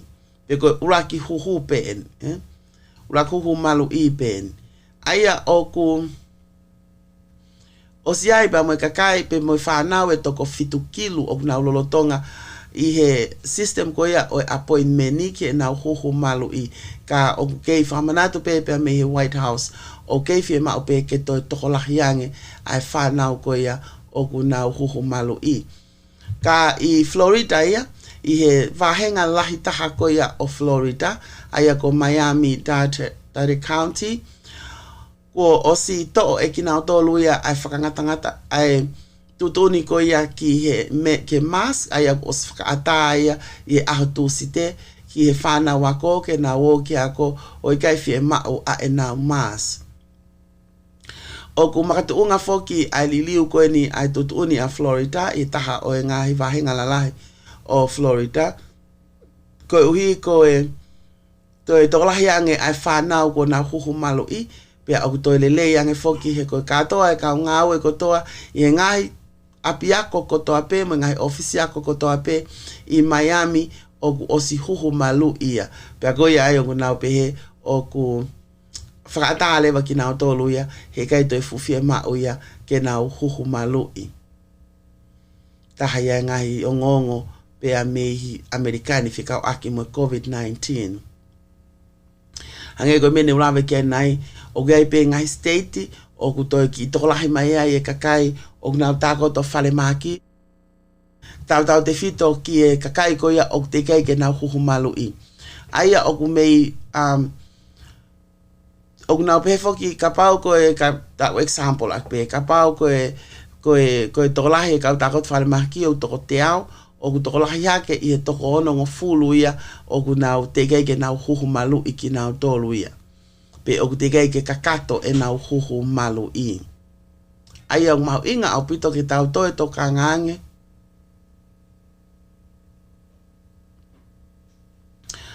Ki e huhu malu I tau te fito ki tau tolu ki motu ki taha o te kai ke huhu malu I. To whakawawe angi ke huhu malu I he koeni o ku hamai o kamata ke toi toko lahi a kakai o ku nau si I puke. Pea me COVID-19 o tako te whare maki tau te fito ke nau tolu o te kai ke nau huhu malu I. Ko os awe foki ai kole pea me he Pfizer I e taimini ke FDA ke nau ko tufu ke taimini ko FDA o ku nau whakaata pe ai kakai o gai pe kakai o whakaata ke booster shot tau te fito ke nau tolu ko o ku nau ta umatu utuange pe nau maha ki mo ka frontliners because kakai o nau ngā ue ko ia ki he ngahi feitu ke ngai feitu tu la vengo fua ke COVID-19 ka ko tu ko taimini ko kole he Pfizer ke FDA ke whakalelei I mua a nau tutu uniko ia ke booster shot ke whakakau ai toko taha ko toa pe tau taha walu pe toi lahiange o ikai ke toi whakakalakalasi o hange koe hoko koe mea koe hoko he taimini. Pea I authorization koe na whai he Pfizer na nau pe he foki koe ta o ono nima o whakata ai booster shot koe ai Pfizer ki he ta ono nima pe toi lahiange aia o high risk. Pea kawa tu kiai me tau tahavalu pe toi lahiange ka o ku nau ngā aue I ngahi ngā aue anga o ku tuulawe angofua ki COVID-19. Pea o te kei ke whakaata ia ki Amerikani kotoa. ta valu pe to lahiange ki Amerikani kotoa ka koe ni ko to faha ko me Pfizer e ola ko ia a enau trial hono tolu o COVID-19 booster na nau ilo iai o na nau fratoka nga iai o ku hiki hake ke pesete hiva ono a effective a vaccine ko ni ki he COVID-19 ki he kakai pe ko tangata ko iai o te tawai pepe ko hata umotua ko iai o ku na fahai a ena fapa paui o faingo fua pe o ku mau inga ke fahoko en ki he toko taha ko toa pe ta o taha valu pe to e lahiange pe a i he ena o pehe ko ia ko booster shot ko ni ke ta o taha valu pe to e lahiange o ku na o pehe ai o ku kei tu ma tu la hoko pe a ena o tutu uni ko ia ki he booster shot e atape kia ki na o tolu o ku osi fahoko a ena hu hono wa i he mahina e ono ko ia ko tau toki si tu a pe mei ai teu ko ni ke hoko mai a tau ngai a malolo o mau inga pe o me kainga ke tau whapapa o huhu malu i e tau whanau o huhu malu i ki tau tolu ko uhi lai apito e tau ngai get together mo ngai party ko ngai kai ma o me atokoni whakataha ngai family i e teu ko ia o Thanksgiving ha o te pe ke teu e tau Christmasi te ke toi fie maari e ange o ka pau e huhu malu i ka toa ho family ke whakapapau i o kunau hao pe amo malu me he COVID-19 i tau te waki ko ia ke ngai aho malolo la lahi o e whonuani o ku amanaki ke hoko mai.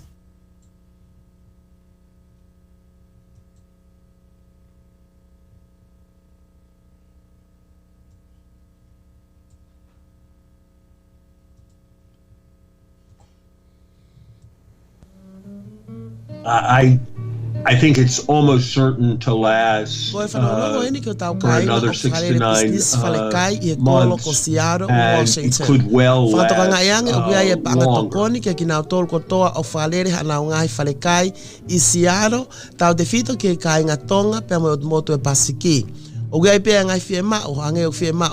Ko ho business o tu I kolo ko siato pe aglotonga whakaleleia e ataha pe me o moto e pasiki pe okulai seni. Ko ki formu te whafonu pe ia minite hongo fulu o whaingo fua au pito. Ko panga tokon ko ni o tuku hau foki. E ta apuni to kole ki tokon ko ni e ta minima e fiafi o e aho taha hiva o Novema wafe ma wataha.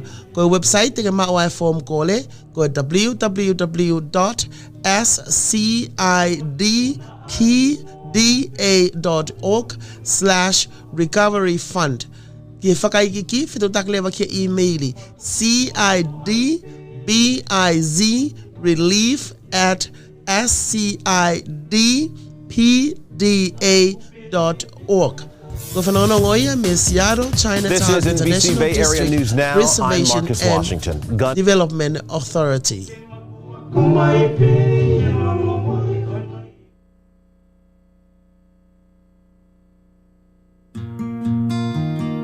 Things are certainly different for all of our ohana these days.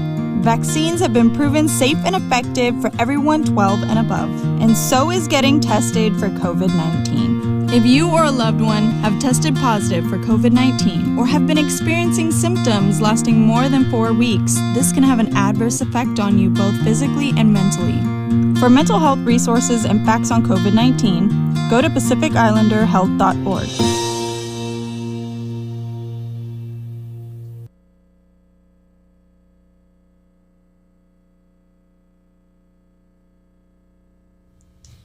Radio Vake Tali Folau ko tau tai mi o ku toi tau mi te o full ma fa ki hongo full ma taha. Pea e hoko ko te pe e tau e ku whakawakai ki tau whanga ki o ngongo tau te fito ki Amerikani to e ngā tuko e ni mo at pe tau whanki whanongongo no tonga tau whi au. Ko e ne whaki ki tamasi ko ia ne si whanai I he freeway I o Kalani.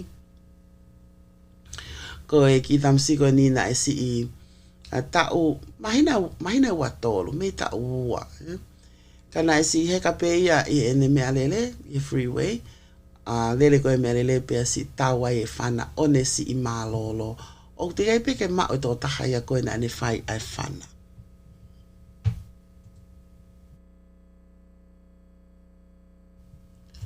A o mai ki a honi o te gai peke ma o e toko taha e koe na ne whahoko e whana. Pea koe taha palapale malahi taha o ku hoko. Koe kei ne kei fo ke iai i whitu koe ne freeway koe ni. Ne kei ke iai ha whahinga Kemrai. Ke lava ke whaia hano whakatotolo i e whana koe ni. Ka koe tu ka oku nao o sihanga o whahoko ai whanongonongo koe ni. Aia e iai e reward pa anga e taha mano. Ki ha taha e lava ke tokoni ki hono whakatotolo i e tō taha koe ni nane whai e whana. Koe ki i tamsi koe ni, koe ki pepe koe ni pia me Fremont, koe wheitu koe ia koe East Bay Freeway. Ia weekend koe ia wiki kōsi. Ne hoko ai whatamaki koe ni, pia hange koe mene ulawe ki ai ka paulewa, o ku iai hao ilo whekau aki pia moe mea koe ni o ku hoko na e hoko, e lawa ke mau hao pa angai taha mano. Ka pau te whietoko ni ki he si ikumi koe ni nao tolu, ai mea lele pe koe ia na ni hanga o si whahoko ai whana koe ni. Ai ni mea whalolo ma tau te whito ki he si mate koe ia ai whanau i he a whana koe freeway. Ko wakaifo ki o ngongo na e tala noa ai taha o e kau sea ko ia ko sirio o e Contra Costa, County ko ia Contra Costa, na ane pehe ai o ko laifo ki ai whana mei te au tupu i he tau ko ia ko osi a hono whakahoko i ngai freeway ko ia whawhi unga tonu atu ke wahenga Contra Costa, pe na e koe mea koe ne nau whai e nau toru. Hanga lewa e nau toru whotu ai ngahi camera i he ngahi freeway. Pe au ki i holo ai. Ki i holo ai ai whana koe o whahoko e freeway. He koe mea koe whaka lolo mataha. Koe hui koe whana time lai mimi o koe ka tākete whana mimi whana noa ia pe. Koe tawakai koe ke ngahi o ngongo. O mei whana noa ia pea o kawa e whanau i Los Angeles ka matanga ko tui ngai mahina kua mali watu na ia e whana e matea e ki tamasi ha o pefo i puletia pea mei mui mei he ka o si hu mai o tau i he ki tamasi ko ni o si malolo o vale pefa e ko ni si sio mai ko si malolo e ne ki tama kawe ni i e ngahi palopalema o hoko e whanuani pa ko tau mae ki nai i e tau whewhanonga aki halapure anga i e ngahi mea koe no hoko ai whana koia. Kai ngata peta o wakai Amerikani toi ki i toko lahi e ngahi whana koia o whahoko i e ngahi wheitu hange koe Walmart, koe ngahi shopping center, o ki ngahi whale lotu. Ka ko alue nia ke toi siri, pe ke toi lahi ange e ngahi whana ia koe o ku hoko koia i he halapure anga kai tau te whito ki ngahi freeway. Pea koe ke tau ke ilo e lisita, mahalo nau tonu ke tau tui pe tau tolu ha bullet vest. O i e taim ko tau whauri ai i he freeway. Aia koe Bay Area, ka pau te mo whakatoka ngai, koe lahi taha ngai whana koe o hoko e freeway, o hoko e wheitu o Kalani, kai uma a ko Alameda County, pea mo Contra Costa. Wheitu watu koe au lahi ai koe ngai whana. I e ongo ai pe koe ni o ko wakai i whaki ai pea mei he a San Francisco Kate. Newspaper koe ko San Francisco Kate. O ko pehe lipoti pa mei he Bay Area ne mao e kau polisie a monite ai toko taha koe ni na ane whakapongi e ne whae ta o fitu ngoful ma wha i Walnut Creek. Ofi au pita Walnut Creek kia te tau tol. Tau te whita ke Bay Area. Ai ak ne nau toki mao e nau tole tō tako ni e ahomoni te ko tangata ko Nicholas Roth ta o whango fulu ma taha. Pea koe tō tako ni ne oange ke kau polisi e hono kau ngā ue i he Bay Area News Group. Aia o kuiai a ene newspaper. O iloa koe Bay Area News Group. Koia na ne whaha koia ke kau polisi. Koe toko taha koe ni na ne whaia taha mate koe ni. Pe koe whakapō koe ni. Pea ne puke ai he kau polisi. Aia ne nau ma upe ai telefoni ko ni I he pongpong mo ni te e tai minima. Tai minima pongpong mo ni te ne nau ma wai. Ai telefoni me he ta fefine une pehe o ku poloka o ku I he poloka wafe o nonge au o Jones Road pe na ane kataki. Ko monite o pongpong monite I tai minima ne ma o ha telefoni e hiva taha ko fefine ko ni o gune talange ko ia o he poloka wafe no ngeau pe I he Jones Road pe ne o ne si hoka hele ia a watu ko ia ai tokoni ko ne si malolo ai a ko fa ia a Nicholas Roth ko fefine ko Darlene Roth pe o ko pe foki na ave to tahani ki fale mahaki ka ko osi malolo pe ia I hono apino fo anga ko Nicholas na ma ope mo ia I he feitu ko ia na whahoko ai hia koe ni, tā mate whapō koe ni, pea I hono whahoia he kau polisi, matuunga I hono toki tāla ia, e taha o ene kau ngā oe, ko ia pēna ne whahoko, ai whapō koe ni ki hono, ki ene whae. Ko ia kune lotonga nofo I he pirisone ko ia I Contra Costa County, I he Martinez, pea ko ene peila o whafofua ke paanga e taha poini ono miliona.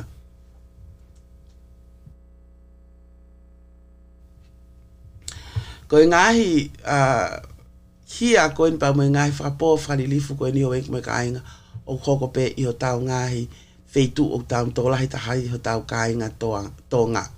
Pea o mau inga o pito ke tau to e toka ngaingi. Pe ko hai uinga na ene si whapo ngai ene whae kai ke tau ilo. Kau tau to toka ngange ki anga nofo tau ki family na au gai hata haia o kusi o ngo I ea puputu ene whakakau o fie ma o peke whai hatoko ni kia pe tau whakatoka ngai. E alu pe ko tu kakai ko nu na whai ngai fuhia whai fia ko ni. Ko kakai are very stressful. Maybe they end up take drugs or maybe they just can't take it. Pea oku lahe au pito ngai pala ma peheni o koko I ngai feitu ke kehe I he whanuani. Kako tui o kia haki I tānoa o whema o ke tuku mai e sione. Pea koe te utuka whainga maari e koe ni kia e. Malo pita mani, whapopua ke toko 4.5 miliona. Whazau ki he ripoti koe me New York e. Whika waki moe pisnisi.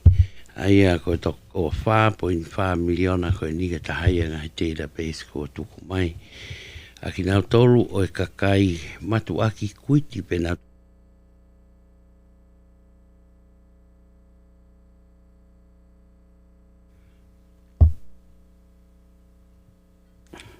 Kadang koe koe tiko tahai ngai o ngomo ne tau wakai ki ai ane nai ani pa koe pe tupe ata tau ki I whanonong ki mua pa tau hoko ki tau o ngomo koe koe hoko tataha te tau wakai ai ki tau tolu ia ki e tau programa makehe koe ia oe pongi ni koe ia kadaki koe ui koe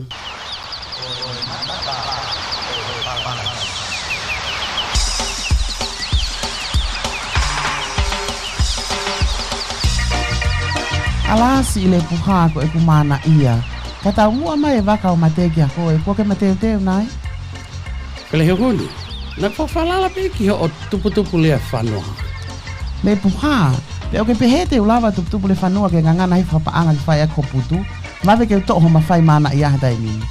Ie, ko osi ki wheho o iwi whai mana. Alasi o matua, ko au mau kiskis fefine, ko kure atu mei pulotu, o te moho haa, he kuia e whaunga ki tokoni atu ki homo tuunga mateu o ka hoko mai a mate. Ko Lincoln Heritage Funeral Advances, e lava ke ai ha mo malu I putu. Ko malu I putu o ku lava ke malu I ha fefine pe tangata, pe kusise I hifo hono tau motua I he tau waunima. O kune lava malu I ha taha pe o kai mau ene pepa, Pe kui kai hane fika ngā ue. O kui kai whuka ke whia mau hasiri mo i lelei. Te tau lama pe o whakafonu i he telefoni pe i kai whia mau. Te tau toi whi tau laki. Koi whai ngofua. Mawe pe o ko pau whuki. He o ka hoko mai e mate. I loto i he hoa e ua wha. E hoa i aho o paanga malui. I ho account. Pe ke nonga mo e whia mari. Pe to e nonga whuki mo ho whanau. Mo toi ngai whamiri. Koia, tuku ai ke pea mo tā ke whika telefoni. Ona ni manoa, tolu noa fitu ni mini mataha. Pe koe whika telefoni a ane pasina. Ona ni manoa, malu tolu wha fitu. Oia we, kua ongo ki puloto e ku ta e matente. Iyo, koe whamore wha oski o mo ui o kio awhini mā pē. Tā lewa ke whika telefoni, ono ni manoa walu tolu wha fitu, pe koe ono ni manoa tolu noa fitu nime taha ki whakaikiki, he kua ose taimia tuputupu le whanua. O kwhie mauia, ke mateu teu e toko taha kotoa, o ka hoko mai a mate ki o tau whamiri.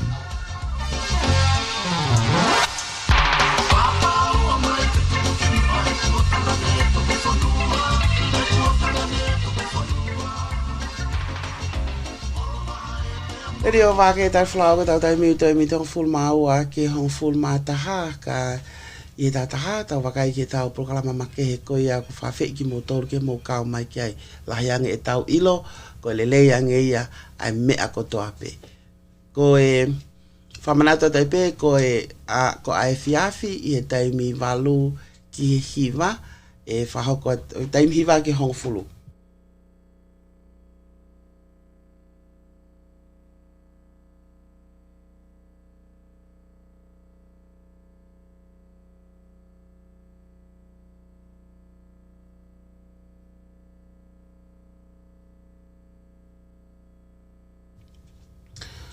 Taimi hiva ke hongo fulu e toi whahoko atua e tau polo kalama koia o e malu i putu a pōia.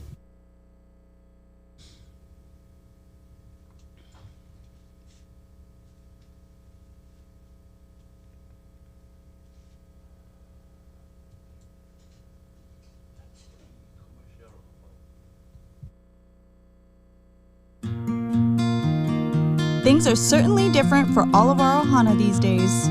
Vaccines have been proven safe and effective for everyone 12 and above, and so is getting tested for COVID-19. If you or a loved one have tested positive for COVID-19 or have been experiencing symptoms lasting more than 4 weeks, this can have an adverse effect on you both physically and mentally.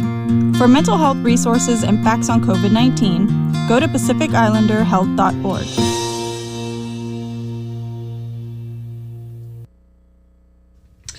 Ko ia whawhai ki motolu ki a pō ia mo tau ngahi polo kalama ko ia. Tūmua ke ata tau ki I whasi os ko ia te tau wakai ai ki e tau polo kalama makehe o e taimi hoko ai taha. Taimi en koe o e meke. Koe meke pe koe me. Ai tau whasi whafisko e ni. O te ama ki motolu ko toa o mō kei mao ko ia ai tau olunga whakawhisi. Pula minaka.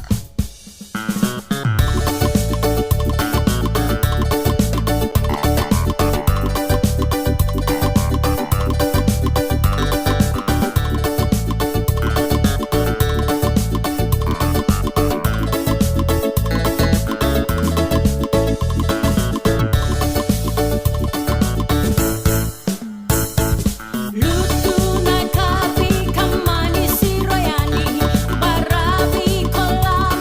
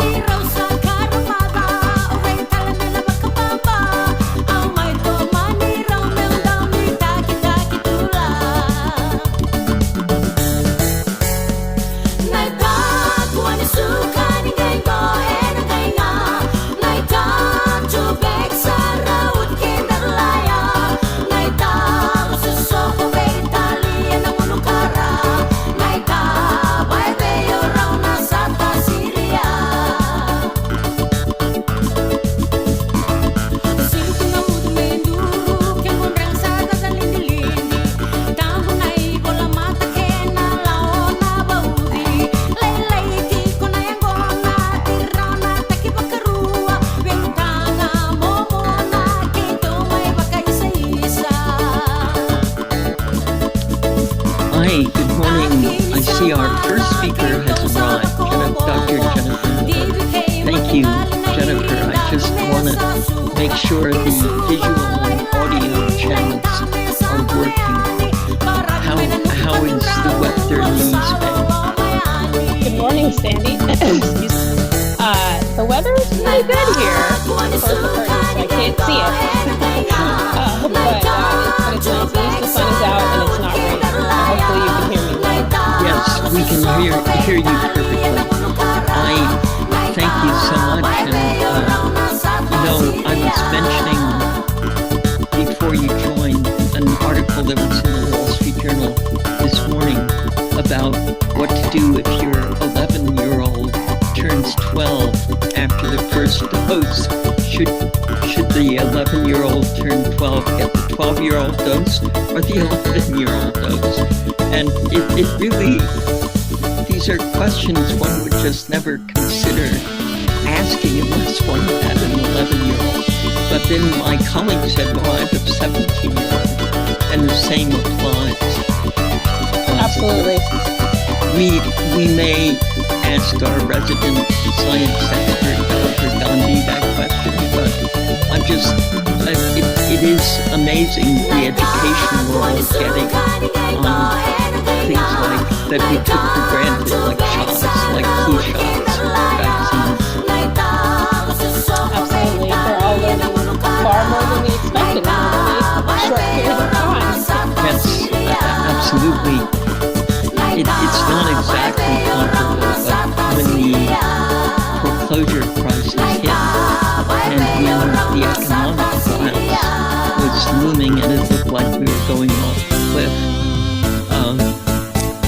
the Wall Street Journal by then was being sold at 7-Eleven and CVS, and it really expanded beyond Wall Street to Main Street because we needed to know. We needed any access to information. And I've just been struck by how disparities in healthcare access are also disparities in information access, and that disinformation thrives without that robust, continuing presence of credible information.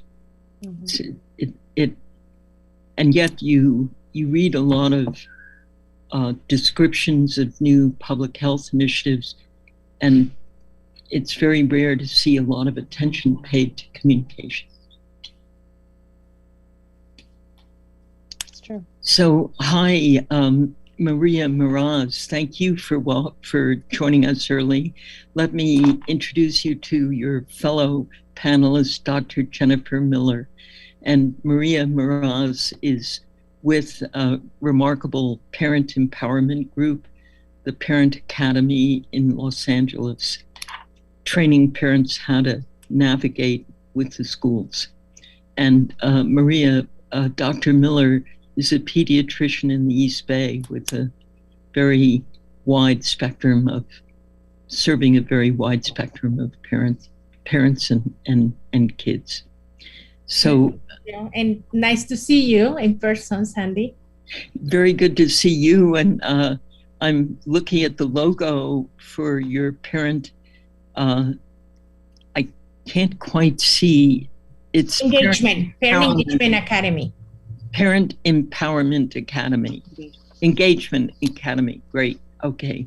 Yeah. The word engagement is great. I know, it's kind of like. Yeah. Right.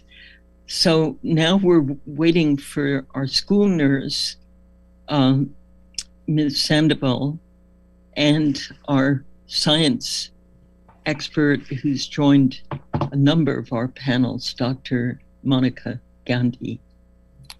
And welcome everybody. I see Eugene Lee, Jongwon Lee, Mr. Dong, and Elena Kuznetsova. And I was in Los Angeles yesterday, so I had a great opportunity to meet some Korean TV media folks, and frankly, just connecting to media in the office is inspiring. It just, you have such dedicated people on the front lines of the ethnic media sector, and there's just not enough time to go out and meet all of you in your office, but seeing you on the Zoom calls is really wonderful. So we will start in about 2 minutes.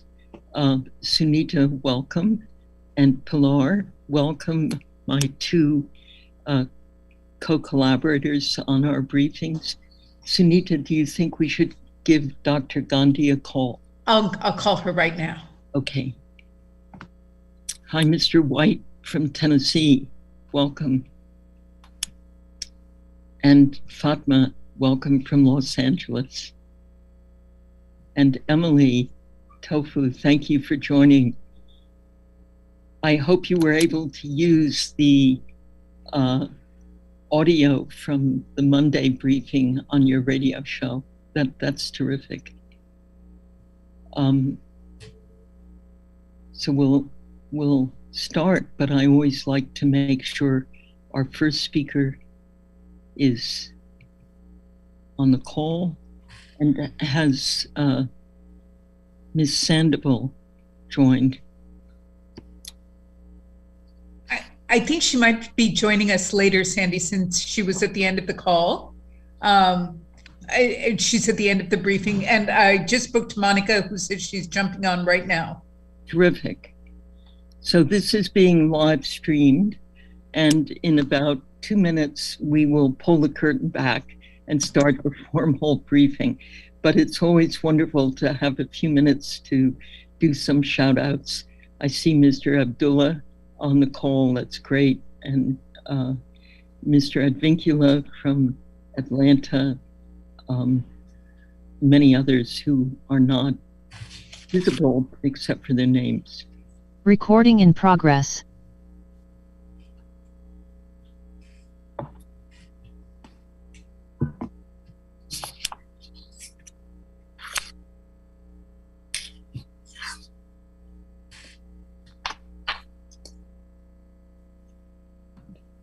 Monica is on now. Sandy, if you want to do a sound check. Just Dr. Gandhi, thank you very much for joining. Just want to make sure you're coming in before we start the formal conference. Yes, can you hear me okay? Perfectly, thank you. Okay, thank you. I'll turn on my video when it's time. Thank you. Okay, and here we go. Welcome to our weekly Zoom news conference. I'm Sandy Close, Director of Ethnic Media Services, joined by my colleagues Pilar Marrero and Sunita Sarabji. Today, we return to the COVID-19 pandemic.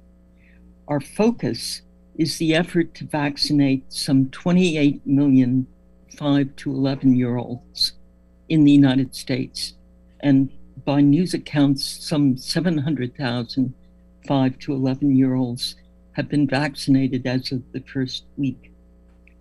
This follows the endorsement by CDC Director Rochelle Walensky of the recommendation of the CDC Advisory Group on immunization practices.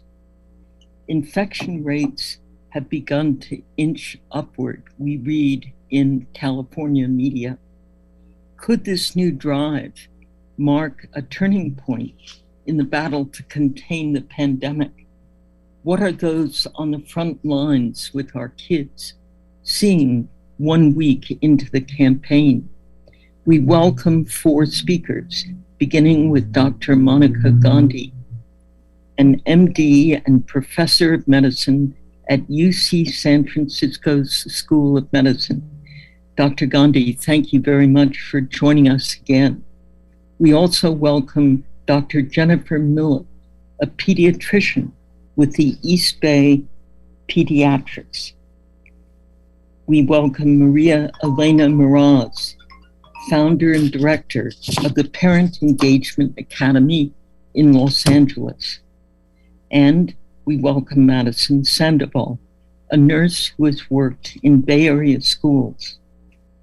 Reporters, please enter your questions in our chat box, and I need to remind our speakers to please speak slowly so our interpreters, who are simultaneously interpreting in Spanish, Mandarin, and Korean, can keep up with you. I've learned to speak slowly, and it is slowing down from our normal course of conversation, but it really helps the interpreters. So, Dr. Gandhi, we begin with you. How significant is vaccinating the 5 to 11-year-old age group in the battle to contain COVID-19? Does it represent a research breakthrough? How long before we'll be able to vaccinate children 4 months or 6 months to 4 years? You have been such a remarkable source for us on all things science behind the COVID. So welcome and thank you for starting us off. Well, thank you for having me. Because of the format of this conference, and I have talked too fast when I've ever been on this before and shown too much data and slides, I'm actually going to keep it really simple in terms of the slides and do the format more in terms of questions. So just to remind ourselves, on September 20th was the date that we got the top line results from Pfizer and BioNTech from this trial among children 5 to 11 years old. And this was really designed to look at the vaccine for safety and immunogenicity. There were 2,268 children in the trial, 1,300 in placebo, essentially 1,100 in placebo, 1,100 in the Pfizer arm, and there were no safety concerns. And beyond that, there was enhanced antibody responses in those who got the vaccine. And then though there were only a handful of symptomatic COVID infections, there were enough to show a difference, a reduction in COVID symptomatic infections among children of 90.7%. And then the risk was stratified by children who had COVID before and had antibodies and had not had COVID before.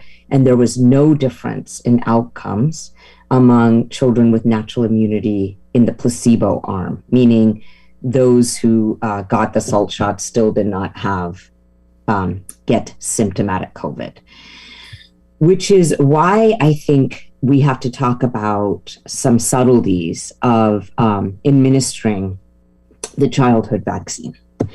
And I wrote a piece in Time magazine with Dr. Jeff Vergalis. You can just look this up it's freely available on Google, where we talk about 3 premises for why we think the childhood vaccine is important to give. The first one is that there is no doubt that children are less at risk for severe disease from COVID.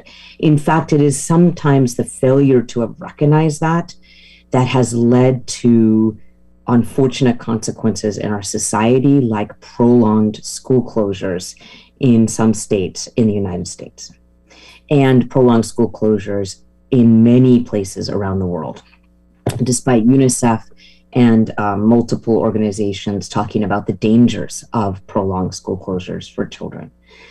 However, the 3 primary premises that we make here is, one, that during the Delta surge, there were increased hospitalizations and deaths among children 5 to 11 with the Delta variant. Though it pales in comparison to what happened in adults in this country, with 718,000 and more deaths counted from children, we absolutely suffered, unfortunately, childhood hospitalizations and deaths during the Delta surge, mainly in places with low rates of adult vaccination. And it is that premise that led us to say that children should be vaccinated, mainly for their own benefit against COVID-19.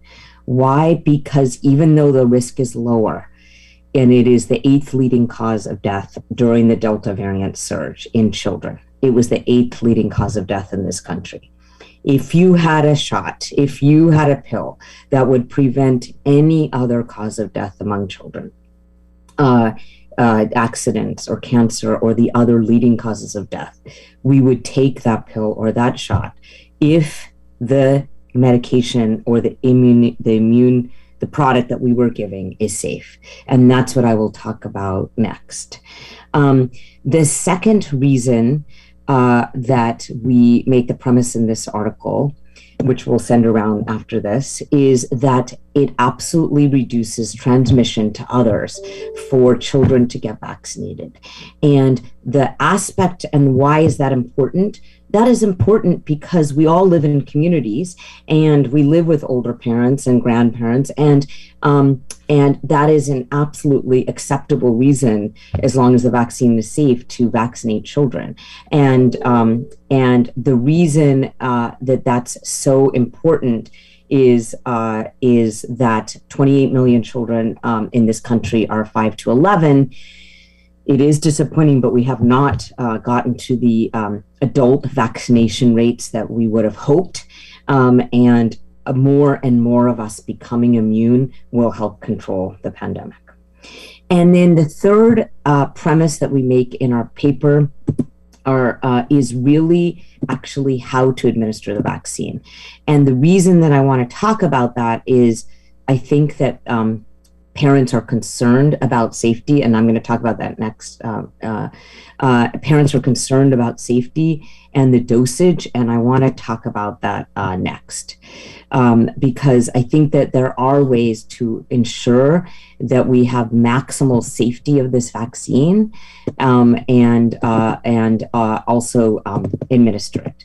So I'm going to go to just one more place on my slides and explain what I mean here. Let's talk about dosage just for a minute. The dose of vaccine for the Moderna vaccine that many adults received is 100 micrograms. That dose has not been approved for 12 to 17-year-olds in the United States, even though the company has filed for that authorization, because it is likely too high. And in fact, France yesterday, and other countries had done this before, has said that those under 30 should not receive the Moderna vaccine because of increased risk of myocarditis.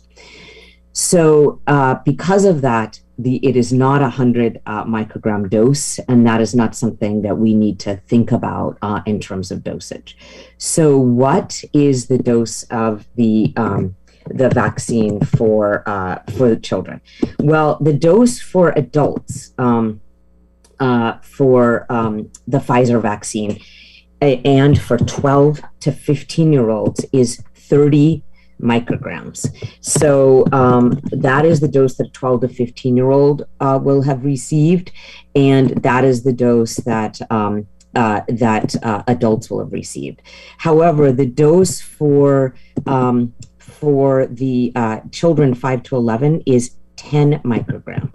And the reason that dose was chosen is not actually purely because of weight, because it is not actually weight-based. Children have a very active immune response, and even at 11, after 2 to 3 months of age, they have a very robust immune system. That's where the immune maturity is reached.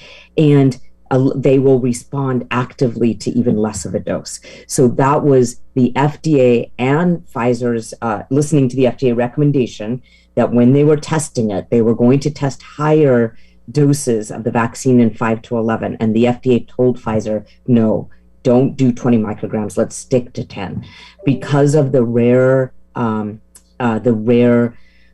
causes of myocarditis. So let's talk about that, because we have to talk about that when we speak of the childhood vaccine. There are reasons to believe that there is better effectiveness and safety if the 10 microgram doses for 5 to 11-year-olds are given with longer spacing in between.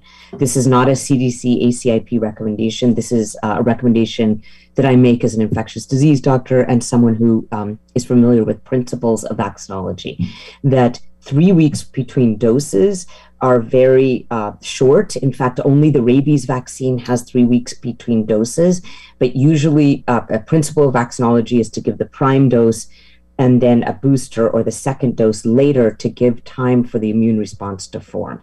And this is a paper from Cell that showed us that we see better antibody responses and importantly, what are called T cell responses, which cause enduring immunity in those who are given the dose 6 to 8 weeks apart instead of 3 weeks apart. The reason that's important is one of the reasons we give vaccines for children is because they will grow up and become adults, and we want an enduring T cell response, which is really our longest form of the response.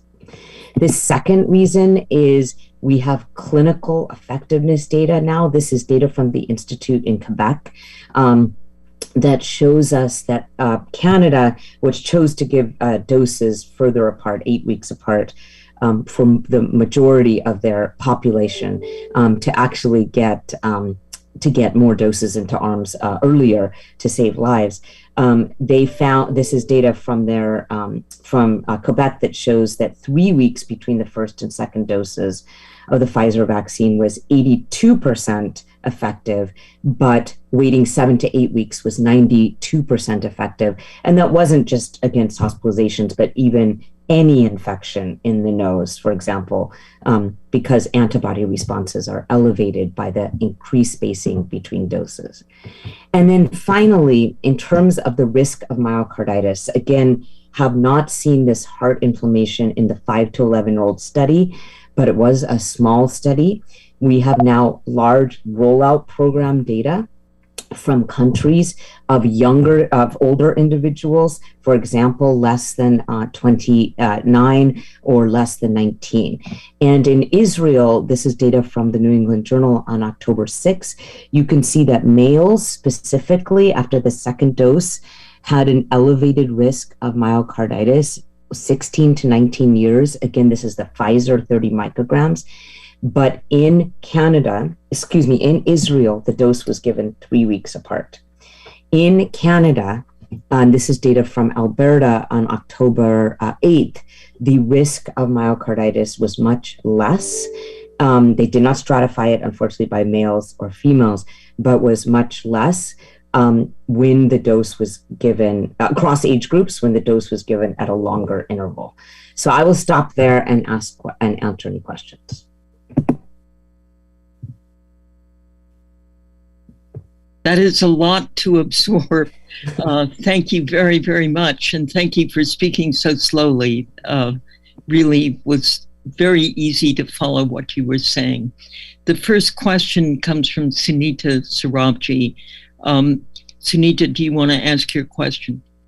Sure. Dr. Gandhi, thank you so much for joining us. And I wanted to ask sort of a long overview question. In vaccinating 5 to 11-year-olds, how close do we get to that 80% herd immunity that we've all heard as the benchmark for creating a safe society? If we don't, what prevents us from getting to that watermark?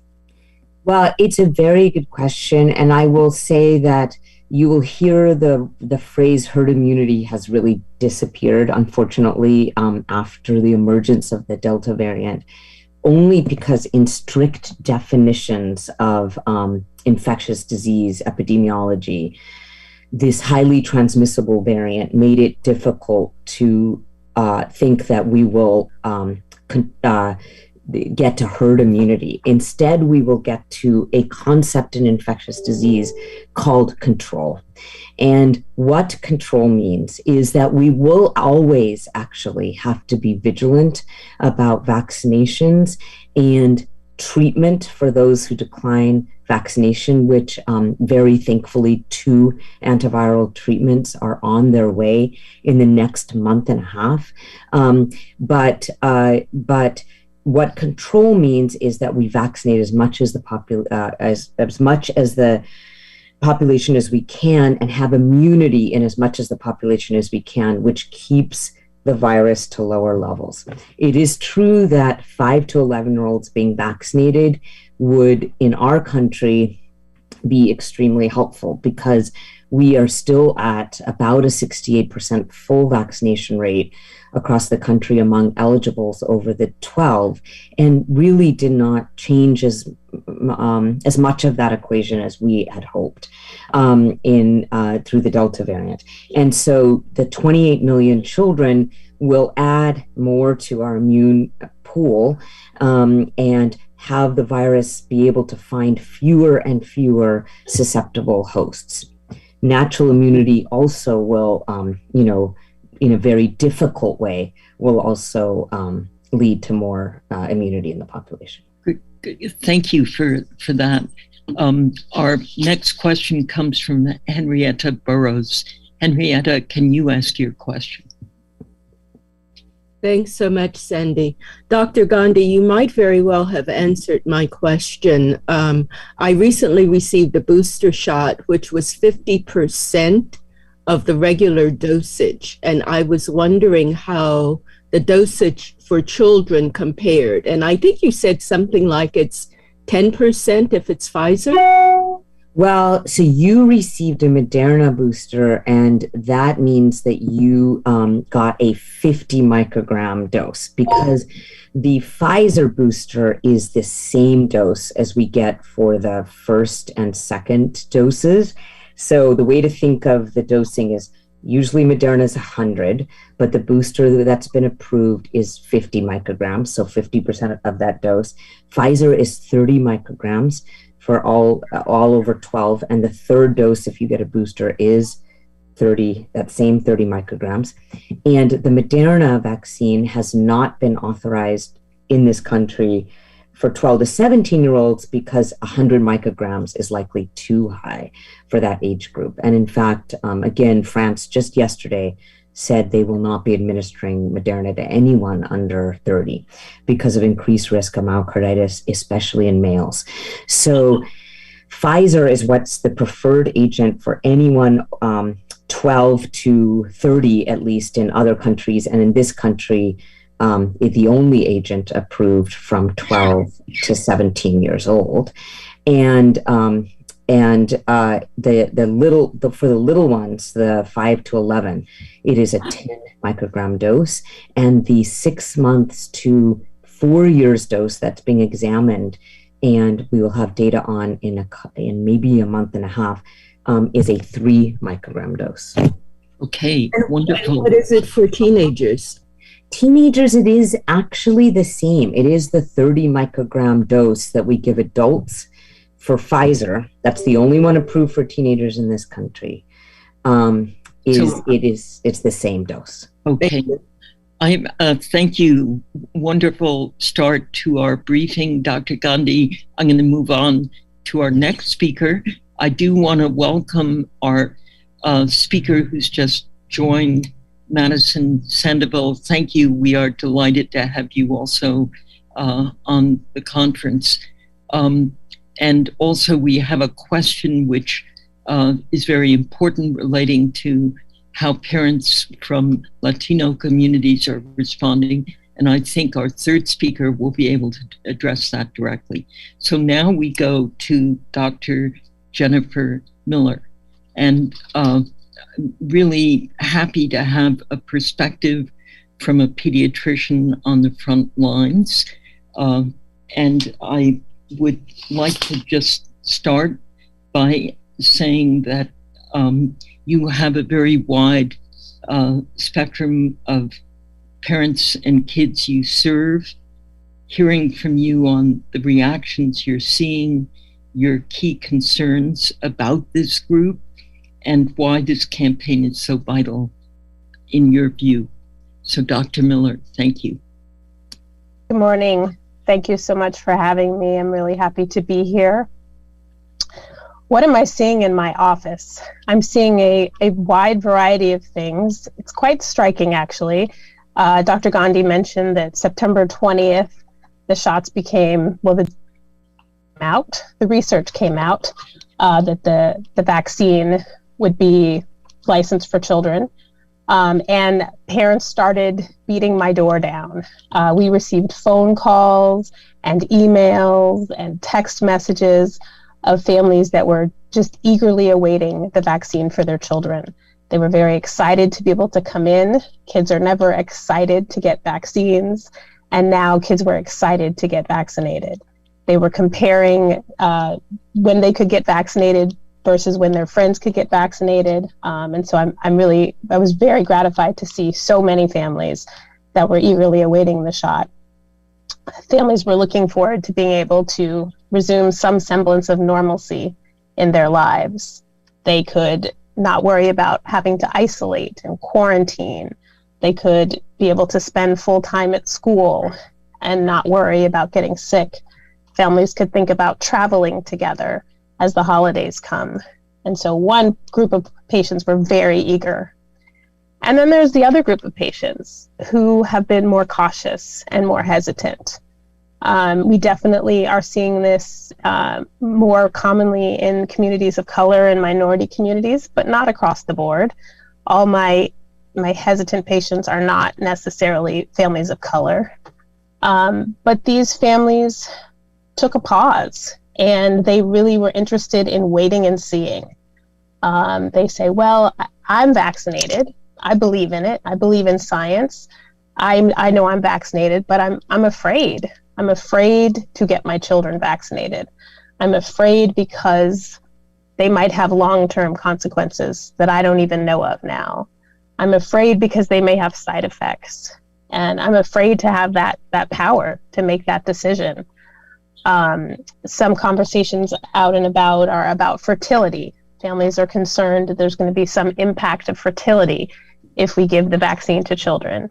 And all the data has shown that there's no involvement, no effect on fertility. This is a great vaccine. It does not change the DNA, and it does not affect the fertility of our patients.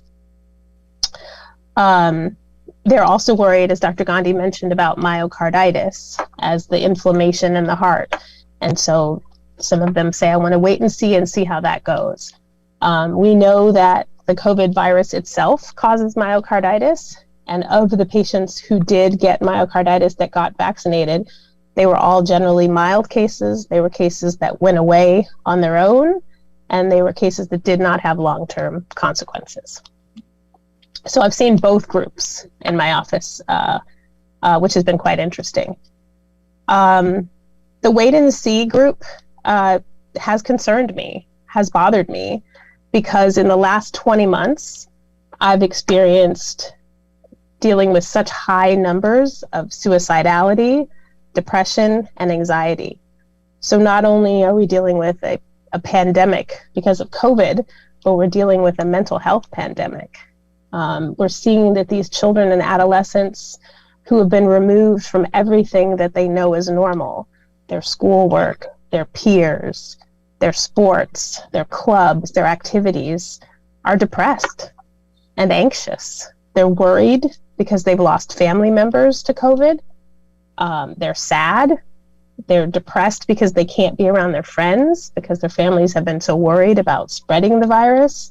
And the hope for us was that once school started, the depression and anxiety would get better. And it has a little bit, but there's a very large number of patients that are still really suffering from depression and anxiety.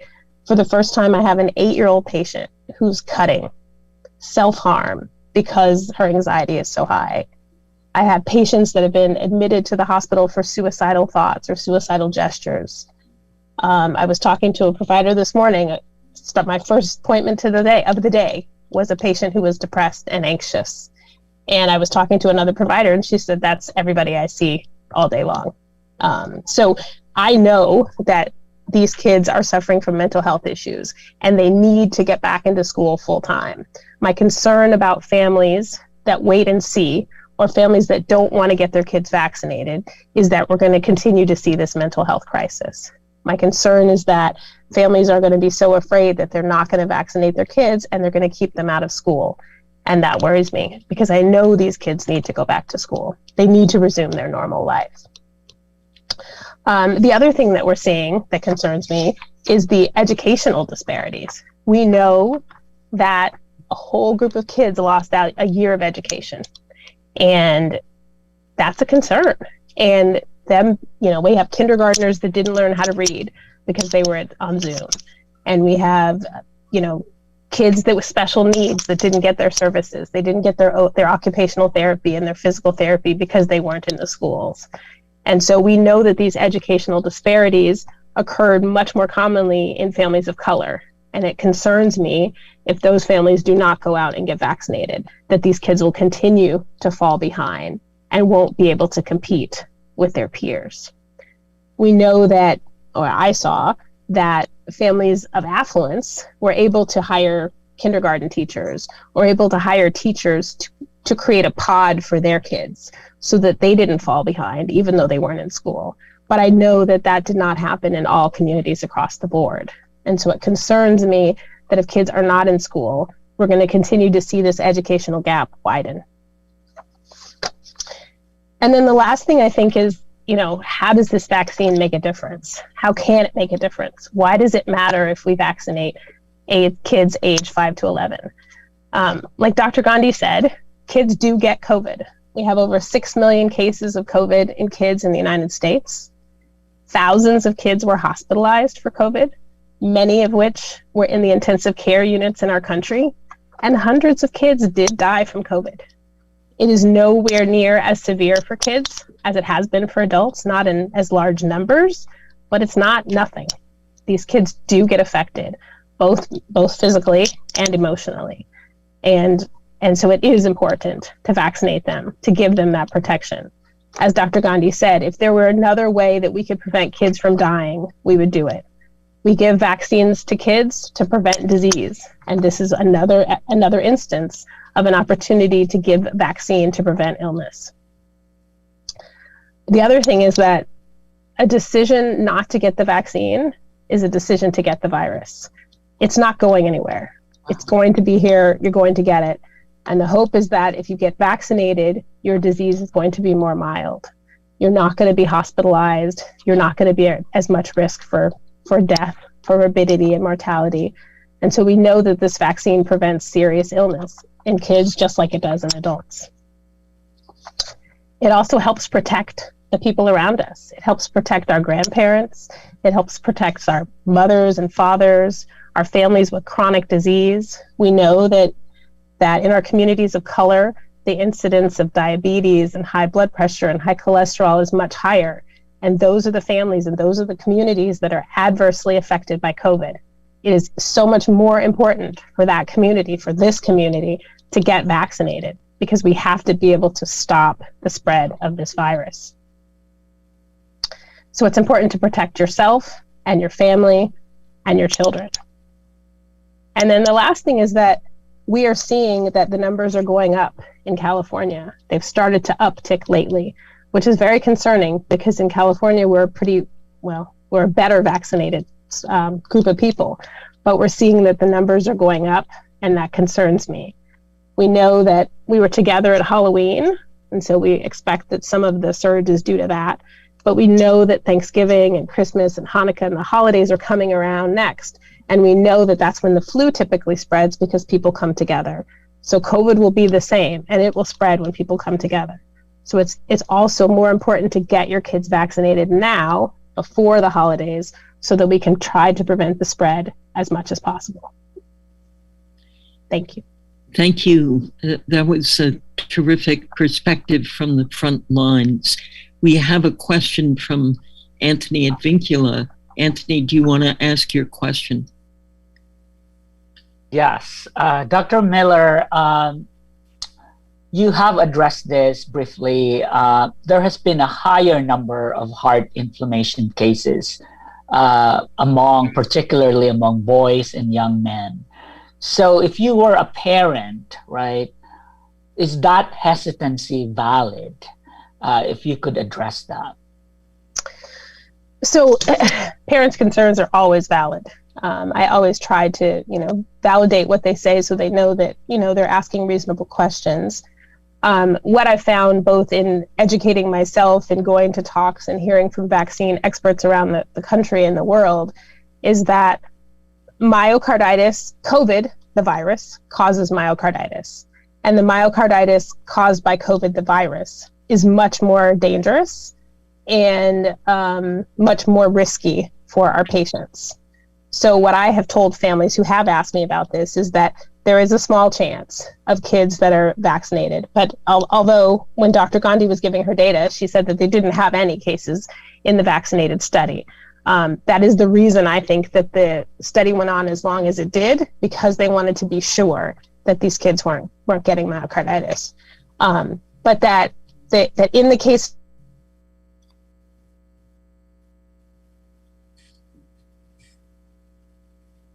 Oh dear. Sorry. We've lost Dr. Miller. Dr. Miller, somehow the gods of the internet have cut your audio sound off. Could you stay on? And there are a couple more questions at the end of the panel. I'll check in with you to see if the audio works. But that was really such a helpful presentation. Thank you. And sorry, we will lose 2 questions. Maybe you could look at the questions in the chat and respond on the chat. So let's go now to our third speaker, Maria Elena Meraz, who is the founder and director of Parent Engagement Academy, which works with thousands of immigrant parents, largely immigrant parents in Los Angeles. How are the parents you work with reacting to the campaign, Ms. Meraz? And what are your primary concerns and recommendations? We are delighted to have you. Please go ahead. Thank you so much. I'm very happy to be here. Thank you for having me.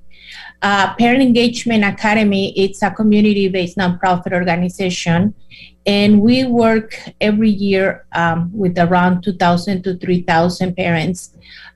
Since the pandemic started, we moved from in-person to Zoom, and the families and parents that we serve are basically 90% immigrants, first generation, Latino, and also other groups that joins the schools. We basically work in LA County and Ventura County. In Ventura County, we work with the parents that are working on the fields. And last week, we have 2 schools, particular in those areas, and we noticed the concern was higher in those areas than in LA about vaccination. We provide a training for 5 consecutive weeks, once a week for an hour and a half. And we partner with the schools and the school districts to provide this training about college readiness, school system, social emotional, STEM, many information and topics that the parents, they need to understand to navigate the school system, but also guide the children to think about post-secondary education. Saying that at the end of each of the sessions, we provide briefly information about where they can get a vaccine. And then we noticed that in most of the session, in an organic way, the parents express their concerns. And now since the vaccines for little kids was approved, the concern was a little bit higher. Not everybody expressed their concern. Many parents prefer to stay quiet. They don't say anything. So if a parent says something, you hear another parents to probably understand and share. Some of them the same concerns, and some of them Before, when we're talking about the vaccine for the adults, they were more like, yes, I got it for me. You can go here. It's easy. But with the little kids, I think most of the families, what we sense is that they really worry about it, concern. And other thing that we believe that it's part of this concern is that these parents are low-income families, and many of them, they don't have access to TV, period. They don't have, you need to have at least $120 to pay for cable TV and internet. So many families, they don't have that luxury. They may have TV, basic TV, but there is not enough information, and many families get their information from sources that are not the best sources. You know, they get from their friends and families that they send videos on WhatsApp, and that's terrible, but there's a lot of misinformation about that. And also Facebook, YouTube, they log in, they get that information from those sources, and they don't know exactly what's going on. There is a lot of misinformation, and what we hear is we prefer to wait. We prefer to see what's going to happen. And then we also hear stories that in the same families, half of the family wants, or they are already vaccinated, and the other half no. There is so many different issues that doesn't make sense in a way, but makes totally sense for those families. So I'm very happy to be here because I know that we're going to receive additional information that we can continue passing along with the parents and the families. But I believe that we need to find a way to send a uniform message to the families through all the sources to help those families to feel comfortable about the vaccine. And I'm totally agree with Dr. Miller that the parents, they're okay with getting the vaccine for them, but not for their kids, you know. And exactly what you mentioned is what we hear a lot. You know, we prefer to wait. Even people that they've been working on the front line and they have family members that passed away, they still thinking we prefer to wait for our little ones. Thank you, Ms. Perez, for that. And just let me ask, Dr. Miller, are you back on audio? Can you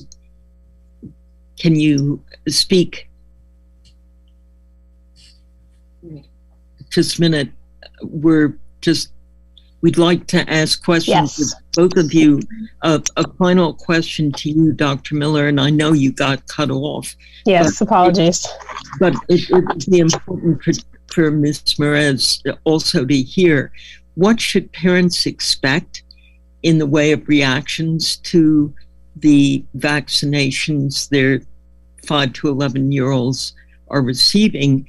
And the second question on the chat is, when will 5 to 11-year-olds, or for that matter, 12 to 17-year-olds, be expected to get boosters? And I think both are kind of summarizing a number of questions on the chat.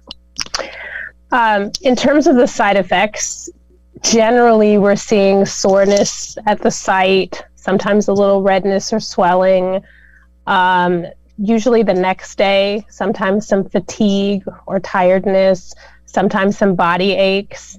But I find that they're reacting pretty similarly to how adults reacted, which is many people didn't have much of a reaction with the first one, but it's with the second one that they tend to have more of a reaction. I was surprised. My child is 12, and so she's had her shots for many months, but when she got it, she had no side effects, not the first shot or after the second shot. So I think the remarkable thing is many of them aren't getting many side effects at all. If they do, it's usually a mild headache, mild body aches, and usually soreness at the site. Right. And about the booster shots. So the boosters, it's an interesting question. I'm almost curious to see what Dr. Gandhi would say about this. A lot of medical professionals are still sort of waiting to see what's going to come down the pike about boosters. It is clear that high-risk populations like myself or people that are on the front lines or immunocompromised, the elderly should get boosters. It's not as clear about people who don't have chronic illness and people who are healthy and children in general. So I think that the conversation is still on the table. But if it comes down to boosters for them, it will probably be, again, at least 6 or 9 months after this first set is over. And as Dr. Gandhi raised the question of, are we giving the shots too close together in the first place? Will they extend it to 6 or 8 weeks between the two shots? I mean, clearly we can't do it so much right now because we've already started and patients are planning to come back in 3 weeks or in 2 weeks to get the second shot. But I think there's lots of research on that, lots of questions in that one. Great. And I agree with you, Dr. Miller, about the boosters for children would probably need evidence in the same way that the FDA has really asked for evidence for just older immunocompromised and people with a lot of exposure. Great. Let me go back to Ms. Mraz now. Much of what Dr. Miller said that really made a deep impression on me was the mental health needs of children who are disconnected, isolated, and really their whole lives have been disrupted. What are you seeing in terms of the parents you work with? Are they talking about mental health issues among their kids? And to what extent do you think the schools are geared up to address those mental health needs? Yes, they do. They worry, they're concerned, they see all different kind of behaviors, and the schools are very concerned too. The schools are working, the schools in the school district that we've been providing our program, they're working a lot with the social, emotional, and providing services, additional services for the students. And many parents understand that even if they're not agree with vaccination, they don't have an option. They have to send these kids to school, the children to school, because they have to go to work. And it's create a lot of anxiety in the houses, in their homes, and because there is parents that they don't believe in the vaccine at all, but they have to send the kids to school. So we've seen all those comments and the parents share that. And the other thing is transportation. People said, okay, I'm gonna see if I can take my son, my daughter to a doctor. I don't want to take it to a pharmacy to get the vaccine. Maybe I need to see a doctor, but they don't have the transportation and also the language barrier. So there is so many different layers that are adding into this, and we believe that the schools went to be at home, distant learning, from go to in-person from one day to another, and there is not a lot of options in between. It's independent studies or in-person. So there is parents that they really need something in between for their mental health. And some schools are trying to see that that's going to be an option probably, and they try to figure it out, but it's been really hard for many families. That's what we hear so far. And Dr. Miller, do you have a follow-up to Maria Miraz's comments? What would you advise her to tell her parents? Yeah, I mean, she brings up a lot of really good points. Those are all accurate. I've been telling parents to get the vaccine wherever you can. I don't think as much as I love to see my patients, you don't have to go to a doctor's office to get the vaccines. The pharmacies are open on the weekends and they're open longer hours, and you can walk in many places. Sometimes you have to sign up for an appointment. But I do encourage families to go wherever they can to get the vaccine, including a CVS or a Walgreens or a Rite Aid, because the important thing is getting the vaccine into the arms. Okay, thank you. They don't charge. Someone said pharmacies charge. It's free. The vaccine is free to everyone wherever you get it. Not have a charge. Okay, I'm going to go now to our last speaker, Madison Sandoval, whom we greatly appreciate having you join, because so much of the time I've spent with young people in schools, the one person they always refer to as neutral and supportive is the school nurse. So we're very anxious just to hear what your impressions are as the vaccine campaigns focus on 5 to 11-year-olds and also older high school students as well. Thank you for joining us. Yeah, I'm happy to be here. I guess I can kind of start with some of the concerns I've seen.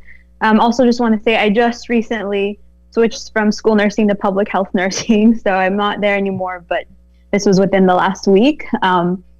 And then also the community I served, it was a independent school, so it was a bit more of a community that came from privilege and had more access to healthcare. So their experiences might not always be reflective of some of the kids in public schools. But I often saw a lot of concerns around myocarditis and kids that might have a history of severe allergic reactions that may require an EpiPen, parents wanting to, or wanting to wait or having some concerns of them having reactions. I've also seen parents having concerns about if my kid does have some of the side effects and they need to take a day off, am I going to need to plan for that, especially if they don't have access to childcare? This is anecdotal, but I've seen a few kids that did have more side effects after the first dose, where they did need to go home.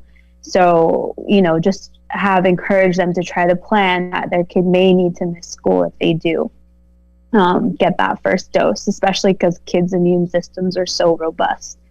In terms, go ahead.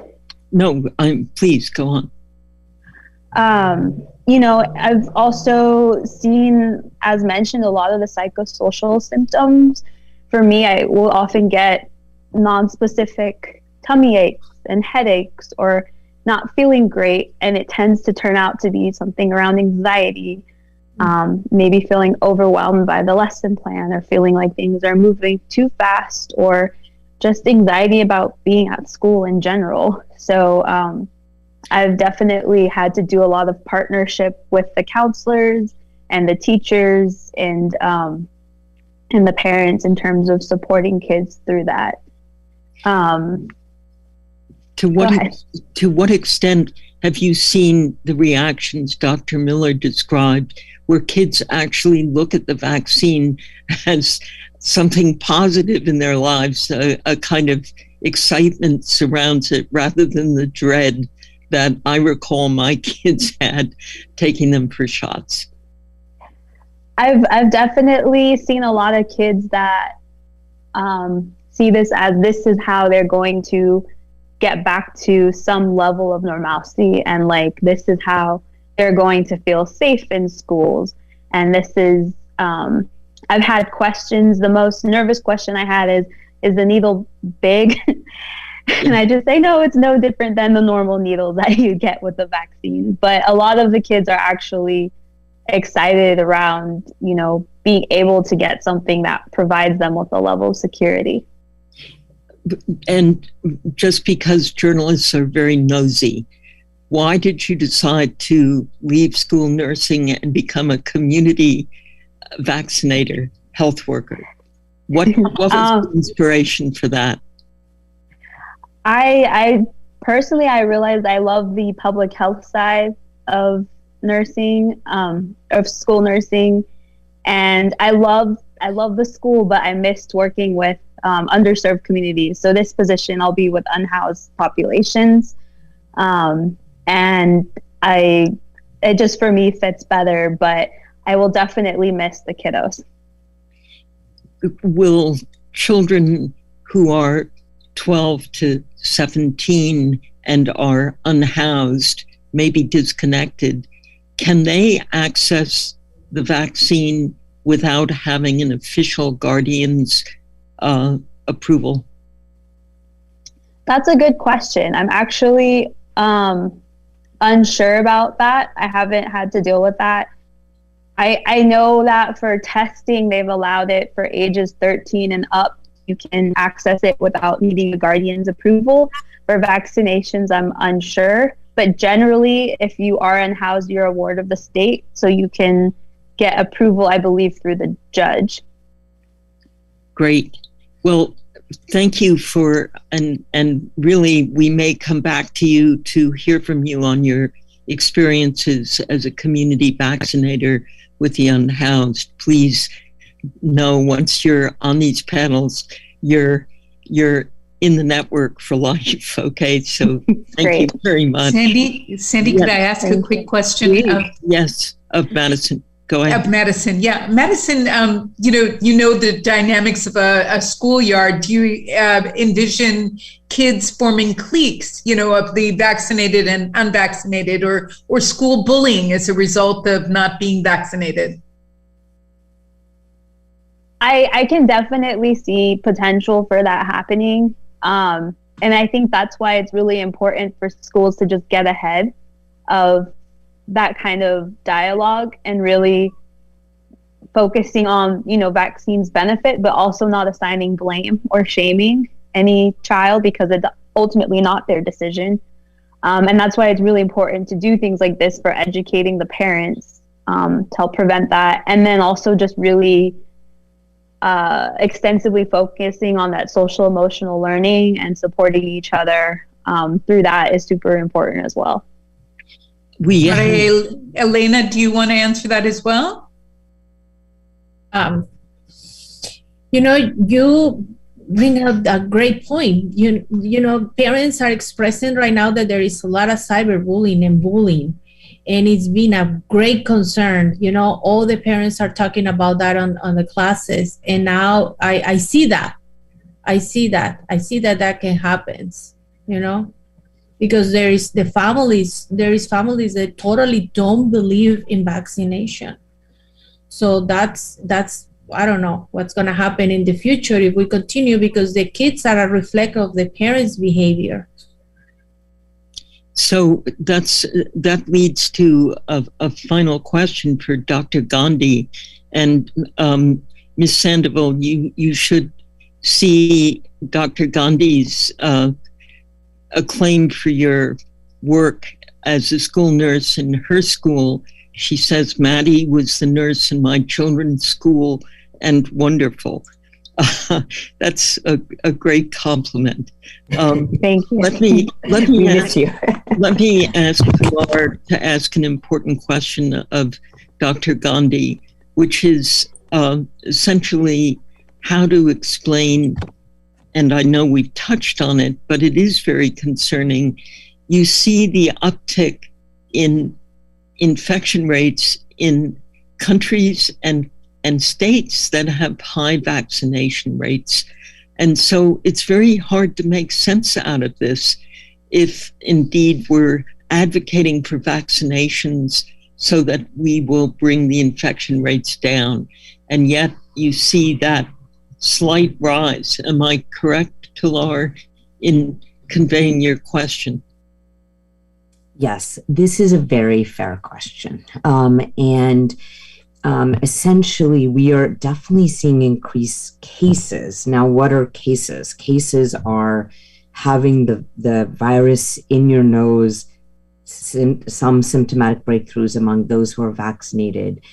And that is because what happens is the antibodies decrease over time from your vaccination, and antibodies are what protect us up here in the upper respiratory tract. But we are seeing quite persistent effectiveness against hospitalizations. Hospitalizations, when there are a lot more cases, will go up even among those who are vaccinated if they are vulnerable. And that means older people who really do require a booster. There is simply no doubt in my mind that over 65 require boosters. But and then we have to admit that natural immunity, which of course has survivor bias, unfortunately, meaning why would we want to ever have natural immunity? That actually led to death, but there is no question that natural immunity is strong, meaning especially with severe infection, natural immunity is strong, and thus places like India that had just a terrible second wave but had a lot of immunity, hospitalizations are staying low. And then finally, the United Kingdom, it's a good example where they opened up at a certain vaccination rate. They hadn't vaccinated their young. They had a lot more infections and hospitalizations until they got to their young. And now they even vaccinate 12 to 15-year-olds. But that hybrid immunity that occurred where people got infected on top of their vaccination ends up letting you see the entire virus after you've been protected by the vaccine, and they are having persistent decreases in cases. Every once in a while you get a film. And hospitalization. So this is very complex. We cannot say that we know all the answers with COVID. It is, in my mind, always the safest thing to do to get vaccinated. There, you do not know who will get sick. You can have some risk factors, but you don't always know who will get sick, and it is the right approach to control a pathogen. But it's likely that hybrid immunity or seeing the virus after your vaccine is leading to more durable immunity. Well, thank you. We are 2 minutes away from closing the conference, but I want to say this, that the accessibility of information for people is so critical at this point. And I'd like to ask each of our speakers 30 seconds, 50 seconds, just very quickly, what is the most important message you want to share through our media to the diverse audiences we serve about the campaign to vaccinate 5 to 11-year-olds? In a way, I'm asking you to write our headline. And I'll start with you, Dr. Gandhi, but just 30 seconds, just headline, think headline. This is the great role of journalists. We think in headlines. Okay. My colleague, Gabrielle Lerner. We have a new pathogen. Protecting everyone, including children, is paramount. That's my headline. Okay, wonderful. Let's go to Dr. Miller. Can you write our headline for us for today? The vaccine is safe. It is effective. Go vaccinate your children and yourselves today. Very important. Okay, and I'm thinking about my booster, which I keep putting off myself. Okay, Maria Elena Mirage, we're so glad to be in touch with you and your work in Los Angeles. What do you want us to convey to your parents, and especially the point you made about those who don't have access to cable television, aren't tuning into the Spanish language TV networks and have to rely on social media posts? Well, I'm totally agree with Dr. Miller, Dr. Gandhi about that the vaccine is safe. Find a way to have a uniform message to pass it along through all these media outlets. And the important thing is kids need to be back in school. And the vaccine is the way to get them there. And okay, and the last question for Madison Sandoval, I think, comes out of Sunita's question. The danger is that there will be kids who are vaccinated and kids who are not. And that's not their decision. But how do we cope with that inside the schools? Can the schools protect the kids who haven't been vaccinated, or are they going to be sort of scapegoated? I think just, masking and ventilation are really effective measures.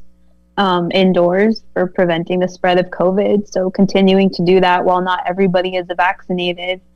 And at some point, you know, if they become mandatory for kids to be in school, then having to make decisions around that. But, you know, vaccinations are safe and they let kids miss the least amount of school as possible. So just keep sending that message because we want our kids to be in school. Well, thank you for a wonderful roundtable conversation. This has been a both very intimate conversation, people sharing, our frontline folks sharing their own perspectives, and it's been illuminating from the science perspective. Thank you, and thanks to all the media for joining us today. Our conference is closed.